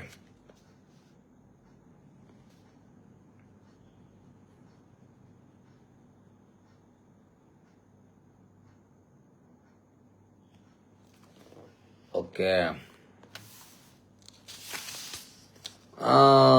സോറി കേട്ടോ, സോറി. ഇനിയിപ്പോൾ അത് എഴുതിയെടുക്കണ്ട. സോറി, ഞാൻ ആ പറഞ്ഞതിൽ പിഴവ് വന്നിട്ടുണ്ട്. കഴിഞ്ഞ ദിവസത്തെ ലൈവിനെ കുറിച്ചാണ് ഞാൻ പറഞ്ഞത്. നമ്മളിപ്പോൾ ഇന്ന് പറഞ്ഞതിനെ പറ്റിയാണ് നിങ്ങൾ ചോദിച്ചിട്ടുണ്ടാവുക അല്ലേ. അത് താരീഖു മദീനത്തി ദിമഷ്ക് എന്ന കിതാബിലുണ്ട് കേട്ടോ. താരീഖു മദീനത്തി ദിമഷ്ക് എന്ന കിതാബിലുണ്ട്. ആ കിതാബ് മദീന പള്ളിയുടെ ലൈബ്രറിയിലുണ്ട്. ഞാൻ ഇപ്രാവശ്യം പോയപ്പോഴാണ് ലൈബ്രറി പരിശോധിച്ചപ്പോൾ ഞങ്ങൾ ഒരു വീഡിയോ ഒക്കെ എടുത്തിട്ടുണ്ടായിരുന്നു. അതിൽ ആ കിതാബ് കണ്ടു, താരീഖു മദീനത്തി ദിമഷ്ക്, അൽ ഹാഫിള് ബിൻ അസാക്കിർ. രണ്ടാമത്തത് അൽ ഹാഫിള് ബിൻ അസാക്കിറിന്റെ തന്നെ തന്റെ താരീഖു മദീനത്തി ദിമഷ്കിൽ തന്നെയാണ് പിന്നെയും പറഞ്ഞിട്ടുണ്ട്. തുബ്ബ വന്നവനെ പറ്റി 11-ാം വാള്യം 3-ാമത്തെ പേജിൽ ഈ സംഭവം പറയുന്നുണ്ട്.